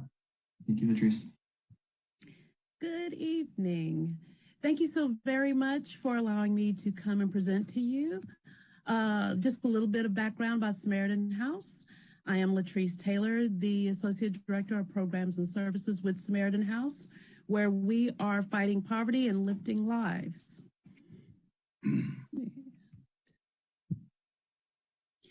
And our mission is to improve lives, promote self-sufficiency, and preserve dignity. And you may have already heard about Samaritan House under a lot of other names, be it Safe Harbor Shelter, our food services program, our free medical and dental clinics, our worker resource center, holiday programs, and everything starts with our client services and financial empowerment programs. Client services, we have 2 office locations.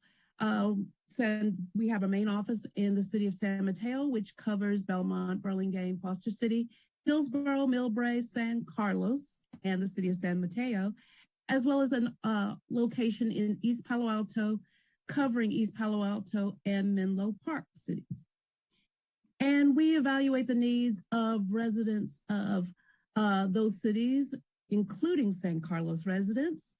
So we always want to evaluate what are our families' needs. And we determine eligibility for financial assistance, such as late rent, deposits, utilities, car repairs, etc. We have households registered for food support, such as our grocery pantry, dining room, and mobile meals. We also assess and refer to other Samaritan House programs, such as our clothing closet, medical and dental care, which I'll talk about a little bit more in a moment. And we also provide information and referral to partner agencies. Our children's services, we do have a kids closet, which is free clothing for youth 0 to 18. And we also have seasonal programs that includes books, backpacks, bicycles, helmets, diapers, and we do Christmas presents and also Thanksgiving food as well as Christmas food. We also have a project, We Care, which is a curriculum that is based on empathy that we share with different schools throughout the county, in which we help to support our kids learning empathy at young ages so that they'll turn around and have their own giving back programs, that they donate clothing and other items. Even one of our local high schools knew that breakfast is very important to other kids. So they actually did a food drive where they got nothing but cereals that they donated to Samaritan House. And then also we do kids meals. So that includes snacks and lunches for after school programs, for school pantries, as well as summer school camp programs. In downtown San Mateo, we have a worker resource center where over 350 individuals receive food and training each year. And that equals into over 40,000 hours of paid labor, and over 5,000 jobs are connected each year. So we do believe in vetting those individuals who come through looking for jobs, and we connect them with businesses right in San Carlos, right throughout the county, where folks can find good labor working for great bosses. And we are the largest partner of Second Harvest Food Bank in the county. So just since March 2020, due to the pandemic, we have provided over 3 million hot and cold meals to individuals and families across the county. And some of our programs that I've spoken about previously included our Safe Harbor Shelter. We have a dining room in downtown San Mateo where Monday through Friday, over 300 meals are passed out to any individual who comes in needing a hot meal, as well as families can come and take as many as they need so they don't all have to show up. They can actually take as many meals home as is possible for those who are waiting. Mobile meals, we do meal delivery each and every day to our seniors and our disabled who are homebound. We also provide meals to our senior centers, senior facilities. We also do family harvest, produce mobile, and we have a food pharmacy, which I'll speak about in a second. There's homeless outreach that we do in partnership with a lot of our cities, as well as even San Mateo Medical Center, when they do street medicine. They come and get bag lunches from us, and when they're helping one of our unhoused individuals, they have a bag lunch that we've been able to prepare for them. And then meal support for partner agencies, because if there are any agencies out there who need support as far as their hot, cold meals or any events, we provide those meals to other agencies and other cities that request those. Then we also have 2 free clinics, one in the city of San Mateo and one in Redwood City, where we provide free healthcare services to those over the age of 18. And it is for anyone who does not have insurance. We just do not do pediatrics because babies, they don't follow our clock of 9 to 5, if you will. But we do offer primary and specialty medical, dental, vision, and mental health care. And we have about 200 plus professional doctors as well as dentists who provide and volunteer their hours giving back to the community for those who have nowhere else to go unless they because they do not have insurance. We are their general practice of a doctor's home. Let's see. So sorry, I'm getting a little kerfluffed, but it's okay. And also, I don't want to forget our food pharmacy. We had one of the first food pharmacies in the state of California where individuals who were assessed with high blood pressure and diabetes, we know that sometimes that means that the food costs are going to be increased because you have to start buying fresh fruits and vegetables. Well, what we've done is if anyone is diagnosed with either of those, then instead of having to go to the local Safeway or grocery store, they can go right down the hallway and all of the fresh vegetables and meat and milk and brown rice is right there on site. And we also don't just provide to the patient, but we have healthy foods for the whole household. So the individual can come by every week and pick up groceries for everyone in the household because we do encourage healthy eating. One thing you might have heard about that you may be aware of housingiskey.com, because right now San Mateo County residents may be eligible to receive assistance with rent and utilities from the state of California by applying directly to LISC, Local Initiative Support Corporation. And so this is where federal dollars are at work for people who've had rental arrears since April 1 of 2020, going forward into this year. And Samaritan House is a local partner, so we are helping residents and landlords to apply. So I have seen people who, because of the pandemic, their income has been impacted. Thus, we're seeing rents going to $20,000 and $1,000 in arrears. And so right now we're trying to utilize the federal dollars as much as possible by having people apply to housingiskey.com.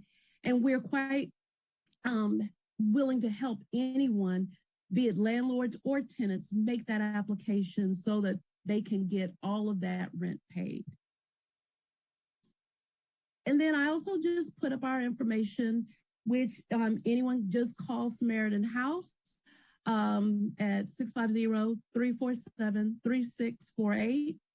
You can visit us online at SamaritanHouseSanMateo.org if anyone wants to apply for services, and then even email us at info@SamaritanHouseSanMateo.org, or visit either of our locations in the city of San Mateo or East Palo Alto. But one thing I did want to also say to you is thank you so very much for what you've done in supporting the residents of the city of San Carlos. This year, and it's a little difficult to see this, but we were able to serve 15 households, and we were able to utilize the City of San Carlos Fund in terms of rent, and a maximum was $5,000 grants, and total spent to date is $62,230. We have been in the business of helping residents with needs just like this, and it is councils just like you who believe in giving back and taking care of your residents so that they can move forward with their lives in trying to come out of this pandemic or trying to rise above whatever is the circumstance that they're facing during this time. So I really want to say thank you so very much in partnering with Samaritan House and in allowing us to partner with you, because we've been around for over 45 years working to break the cycle of poverty. As I've said, we've already done everything possible to help people survive and thrive in terms of shelter, clothing, health care, financial empowerment, and advocacy. And we truly believe in helping people to prioritize and organize all of these things so they can be successful in their lives. We believe in giving help and hope. And with that, I thank you so much for your time. And if there are any questions, thank you. Thank you, Latrice. And I have a couple of quick slides here just to kind of summarize the request that is being made tonight. So Crystal, if you go to the next slide, please. Thank you. So as a reminder, we started the Tenant Assistance Program in April of 2020 at the very beginning of the pandemic. And the initial funding contribution for the program was $112,000. 12,000 or 12% needs to go towards administrative costs for Samaritan House to administer the program for us. And some of the restrictions that were placed on that funding at that time were that grants could not exceed more than $5,000 per household, and that they could only be used for rent payments. And then eligibility was based on household incomes could not exceed 120% of area median income. So that's the moderate income rate for San Mateo County. And then households had to demonstrate an inability to pay rent due to the COVID-19 pandemic. They had to occupy a legal unit in incorporated San Carlos, and they had to have a current valid lease agreement. Next slide, please. And so what we are proposing tonight is additional funding of $151,000. $18,120 would go towards administrative costs. And it would be appropriate from the unassigned general fund. And we would also ask that households that have already received assistance be eligible for up to an additional $5,000 from this new funding. So if a household received assistance last year and maxed out the $5,000, they could then re-up another $5,000 for this current amount of funding. And with that, Latrice and I are happy to take any questions you may have. Great, thank you, Adam. Thank you, Latrice. I see Councilmember Dugan has his hand up. Yeah, thank you, Madam Mayor, and thank you, Adam, for that rundown, but especially thank you, Latrice, for that wonderful overview of this Samaritan House. I knew you guys did an awful lot of good in the community. I frankly didn't realize the full breadth and depth of it, and really, really appreciated hearing that. And I'm so glad you guys are involved in this program as well. And I'm glad we've been able to support this last year, and I hope we can support it further this year. My questions are, I guess, maybe one of awareness. You know, we dedicated these funds last year. I know there was an awful lot of need and hurt in our community. So a bit surprised only 62% of those funds were applied for. And I'm more than willing to join more funds, but I guess, is it an awareness issue, or do we think we met the need, or how do I understand that we only were able to issue 62% of the funds from last year? Well, I would believe Yes, there needs to be a little bit more awareness, and we want to do more outreach into the community to let people know that this fund is available. Some do not know that. But also, I will say this, is that with the Housing is Key currently, we wanted to take advantage of as much of the federal dollars as is allocated to the county of San Mateo. And so we've tried to be strategic because, to be quite honest, we do not know how long people are going to be impacted by the pandemic. We thought we'd be back to normal, if you will, by now. So what we've been doing is we're trying to utilize the federal dollars as much as possible first, especially for months of owed rent and utilities. And then we know that at some point that will end and people are going to come back to us. They're going to come back to our community and look for help. So that's what we're trying to do, is some of both, in being able to utilize what's allocated, but then being ready and prepared, because we do see that the need's going to go into 2022. Okay, thank you for that. I appreciate you guys are being tactical and trying to do as much good as you can. Second quick question. I assume if we do allocate this initial money and it's not used next year, will that naturally return to San Carlos? If that's what you wish in your MOU with us, that's fine as well. You can, whatever end date you prefer, we can honor that. Okay, thank you. Great, thank you, Councilmember Dugan, Vice Mayor McDowell, and then Councilmember Reck. Thank you, Madam Mayor. I will echo John's concern that not all of the funds have been used, but I'm glad to hear that you're tapping into the federal funds first, because from what I have read and heard, that the federal funds are still very plentiful, and it's I guess an awareness issue. My first question is, I see that funding grants in the prior round could not exceed $5,000 per household. Correct. Can we increase that so that we can see these funds going out to the people who need them most? Can we increase it to $10,000 per household? That's at the discretion of the council. That's our intention with the second part of the resolution, where they'd be eligible for an additional 5,000, is that there would be a 10,000 total over the last few years, in 2 years. What if we increased it to 10,000 this time? We could do that. So theoretically 15,000 total over the last 2 years, we could do that. Yeah, I'm just thinking, thank you, Adam, for that. I'm just thinking, rent is so high in our county. We all know that, but $5,000 maybe covers a month and a half. That's not very much money in this area. Is that what you're seeing, Latrice? Yes, I think the average now is close to $3,000 a month. So yes, when I will say, if we've seen any of the residents that we've helped in the past, if it exceeded and they needed more than, we've had to use other funds together with the city funds. Okay.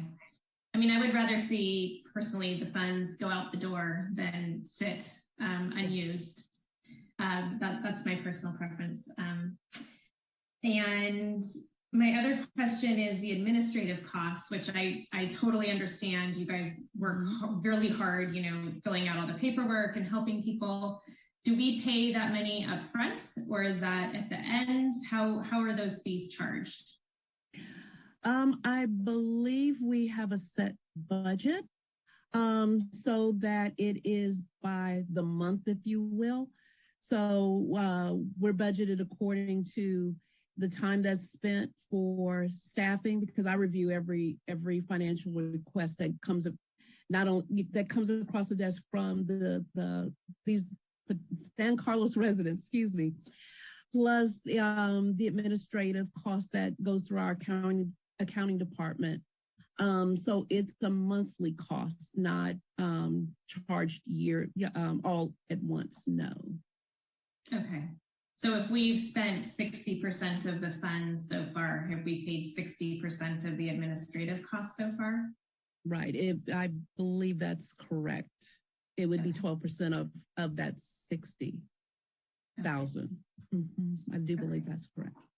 Okay, that's great. And then my final question is, have you seen evictions increasing and people getting more and more behind on, do you see the need increasing or has it kind of leveled off? I've seen it level off, but there's still a lot of things at play because some people don't understand still. There is still shame. There are people who've come to us who never had to ask for help before, who feel like they've been failures at this. So there's still a lot of awareness and a lot of outreach that needs to be done, not just with the city of San Carlos, but across the county. There are a lot of people who've not tapped into these funds, who are not paying attention to the commercials even about housing is key, let's just say.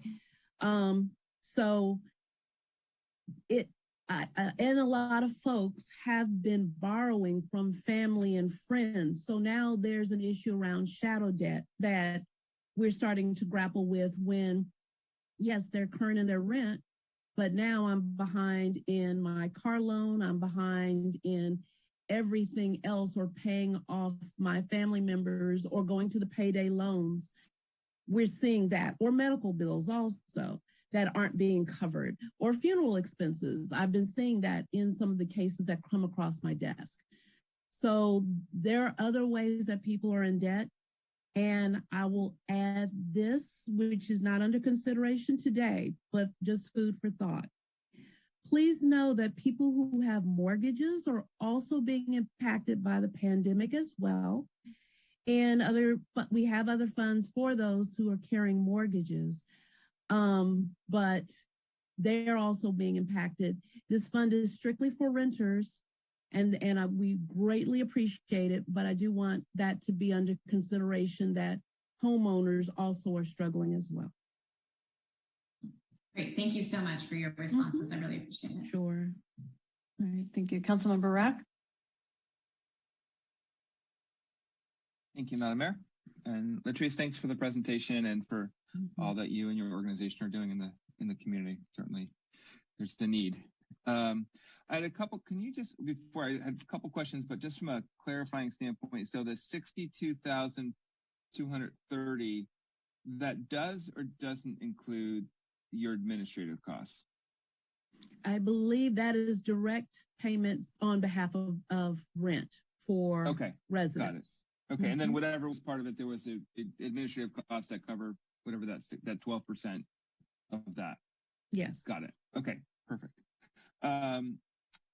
So I guess my question is, and I just want to sort of echo some of the comments that were made both by John and by Sarah, with regard to sort of so Sarah, I'll start with you. I like the idea of maybe increasing the payments so that we're spending the money.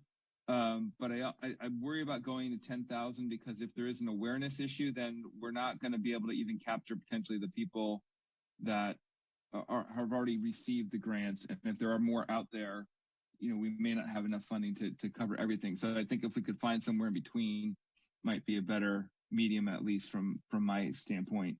Because if there is more need from other individuals, then we should try to hit as many people as possible. It's just sort of my view on that versus, but I do think increasing is a good idea. And then I do like John's idea or what we talked about with regard to sort of maybe sort of recouping the funds if they're not spent, because I know there's still lots of federal money there. And I hate to sort of leave housing money there or things that we can use for affordable housing in our community, or to maybe shift to a different program, the mortgage program you mentioned, or others that, so we're not just having that money sit out there, because I want to put it to its best use as possible.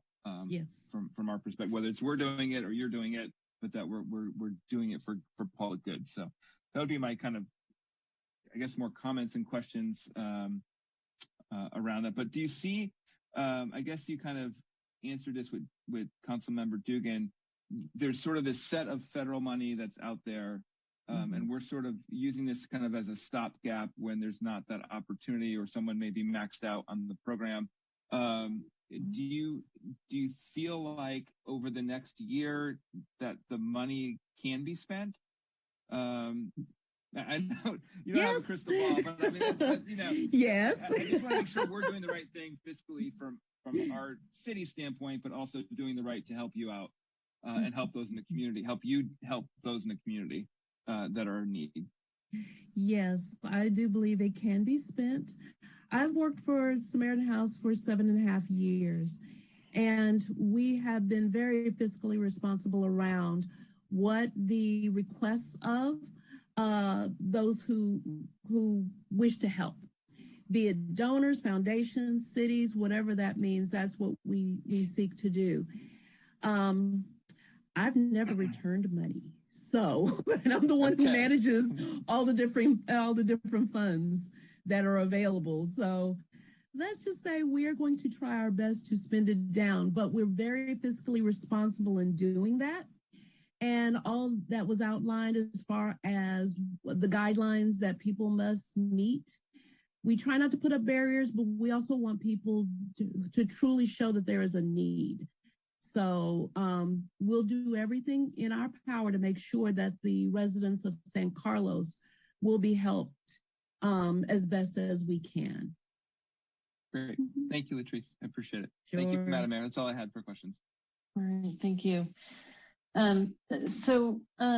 Just kind of listening to the different questions here, what I'm wondering about is, since there is additional funds still available, I've heard a willingness to potentially allow families or renters to go back to the well, so to speak. And I think, to that point, I appreciate that, because when we adopted this in April 2020, we thought we were going to be out of this by the end of the summer that year. Right. And here we are a year and a half later, and it's still very opaque in terms of the economic recovery and us getting out of the, just getting out of the pandemic itself. So I'm wondering if maybe, to address the concerns of council about making sure that there's some fiscal responsibility, if we were to potentially adopt a resolution tonight to allow the appropriation of funds when the current amount of funding that you have available to you, Latrice, is depleted, right? Maybe that could, would that potentially be an option, right? So the idea would be that perhaps we allow some people to come back into it, we create additional awareness about its availability. And then when the current tranche of funding is depleted, if we were to approve funding tonight, then you could just, make a phone call over to the city and get the funding. Would that be a possibility? Would that work? I believe that's reasonable. Okay. All right. Thank you. Okay. All right. Why don't we, I don't see any additional hands up. Why don't we go to public comment? There are no hands at this time. Okay. All right. Any further discussion on this? I guess, Madam Mayor, if I can, I just wanted to get the Vice Mayor's reaction to, I know she had mentioned about increasing the potential for the size of the grants, and I sort of counter offered, so I wanted to kind of get her feedback on that. Madam Mayor, may I respond? Yeah, I was going to say, go ahead. Okay, we cut each other off. So. Sorry. It's okay. I unmuted. I was ready to go. I appreciate that. I really like your idea, Madam Mayor, of depleting our current tranche of funds first and seeing, what we can do to build awareness and to invite those families to come back for the second round and see how popular that is. And if it goes really fast, then we can, send the money over. And I don't know if maybe we could, it would be nice to assess the demand before doubling the amount that we give out. So I'm perfectly happy to go with a lower amount. I'm also perfectly happy to wait and see what the demand is like when these current funds are depleted. So. Okay. And when you say doubling, you mean, what I heard you say earlier was up to an additional $10,000, but I think what you're saying is we can allow families or renters to come back or households to come back and get another 5,000, right? Is that what I'm hearing? Okay, you're in line with that. Okay. Yeah, I mean, I don't know. Maybe that makes it too complicated. I'll leave it. I'm open to further discussion, but I'm also open to the number. So if that answers Adam's question. Okay. All right. Does that answer your question, Councilmember Rack? I think so. I think she's I think the vice mayor is saying that we're just stick with the 5,000 for right now, or did you want to go up higher? I was just sort of suggesting we go somewhere in between 5 and 10 versus going right to 10. And I'll just add that, Madam Mayor, I like your idea of waiting till the money's spent and then just having the money sent over. So I like that approach as well. Okay, and what about the proposal to allow families who've already taken advantage of the program to come back? Oh, for sure. I think that's a great idea. Absolutely. Okay. All right, thank you. Councilmember Dugan? Thank you, Madam Mayor. And great program, firmly support it. I think the problem might just be outreach. So I would like some input from our staff on what we could do better. Like maybe this should be highlighted in our newsletter. What other outreach we should do. And so I guess I would like to solve or work on the outreach part before we change the amount from 5 to 10, because if we do actually get a decent response, I think we could chew up even this new allocation pretty quickly. It's not, I think it was 15 households got through 60,000. So and presumably most of them would qualify for another 5,000, most likely by now. So I would hesitate to raise that amount, but I would just also suggest, this should be a flexible program, and, I'd be more than happy to revisit that number or anything else in 4, 5, 6 months if we think more adjustments could be made. So I would also just say, I wouldn't want to be here a year from now and then just hear we've only issued some of that money. I would rather, we hear back sooner and can make adjustments and keep this program properly sized. And then, Madam Mayor, I appreciated your input. I would say that I think it would be we would appropriate that money now, but not send it over. I think that's what we would approve would be the appropriation, and then staff could just send it on when the first fund was depleted. Yes, that's correct. Yeah, that's correct. Okay, so I think what we're saying is that we would appropriate the funding this evening, allow families who've already taken advantage of the program to come back another time. When the current funds of approximately $32,000 are depleted, and assuming this resolution passes this evening, Latrice, then you would be able to get additional funding from the city. And then we'd like to see staff communicate the program more broadly to try to see if we can't increase participation. And then perhaps a report, Adam Aronson, some point in the future to give us an update of how things are going with the program. Does that sound reasonable? Okay. Well, I really appreciate council's willingness to consider this evening. It's again, as I mentioned, COVID has extended, I think, beyond all of our wildest imaginations. And really what inspired this was as we were moving into the holiday season, and the time that we were discussing and appropriating, 6 figures to support the holiday eucalyptus program, and making sure that people had that amount of joy in their life. I also learned that the eviction moratorium has, expired around that same time. And, during this holiday season and during these really difficult times, I just couldn't fathom us moving forward in a direction where we didn't consider the people who live in our community being at risk for losing their housing, because it creates such a catastrophic cascade of other challenges for them and their household members. So this is the season of light and giving, and I really appreciate council's willingness to move forward in this direction. So with that, I'd be willing to entertain a motion for this.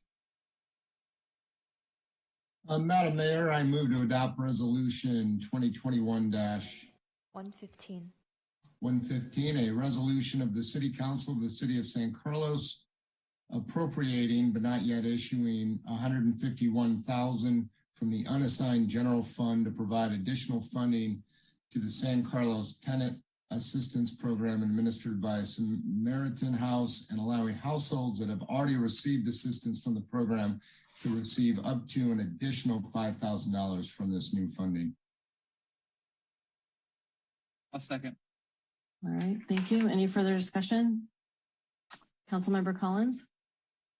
Yes, thank you, Madam Mayor. I just wanted to thank Adam for his presentation and also Latrice. I have great admiration and respect for Samaritan House. I think the work you do is incredibly noble and so needed in our community. So thank you.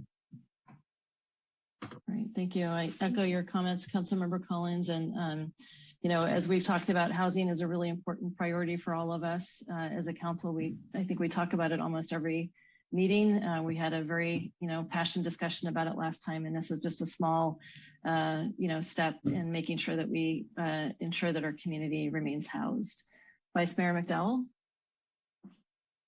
Thank you, Madam Mayor. I too wanted to thank Latrice and Samaritan House. I deeply appreciate your services on a normal day, but especially during the pandemic, Samaritan House has just risen up and supported so many people in our community in so many different ways. And I just deeply appreciate your service. It must have been just a really trying last 2 years for you guys. And please know that we thank you for your service. Thank you very much. And we appreciate your support. We truly do. Yeah, well said, Vice Mayor. All right. Crystal, can you call the roll, please? Okay. Vice Mayor McDowell?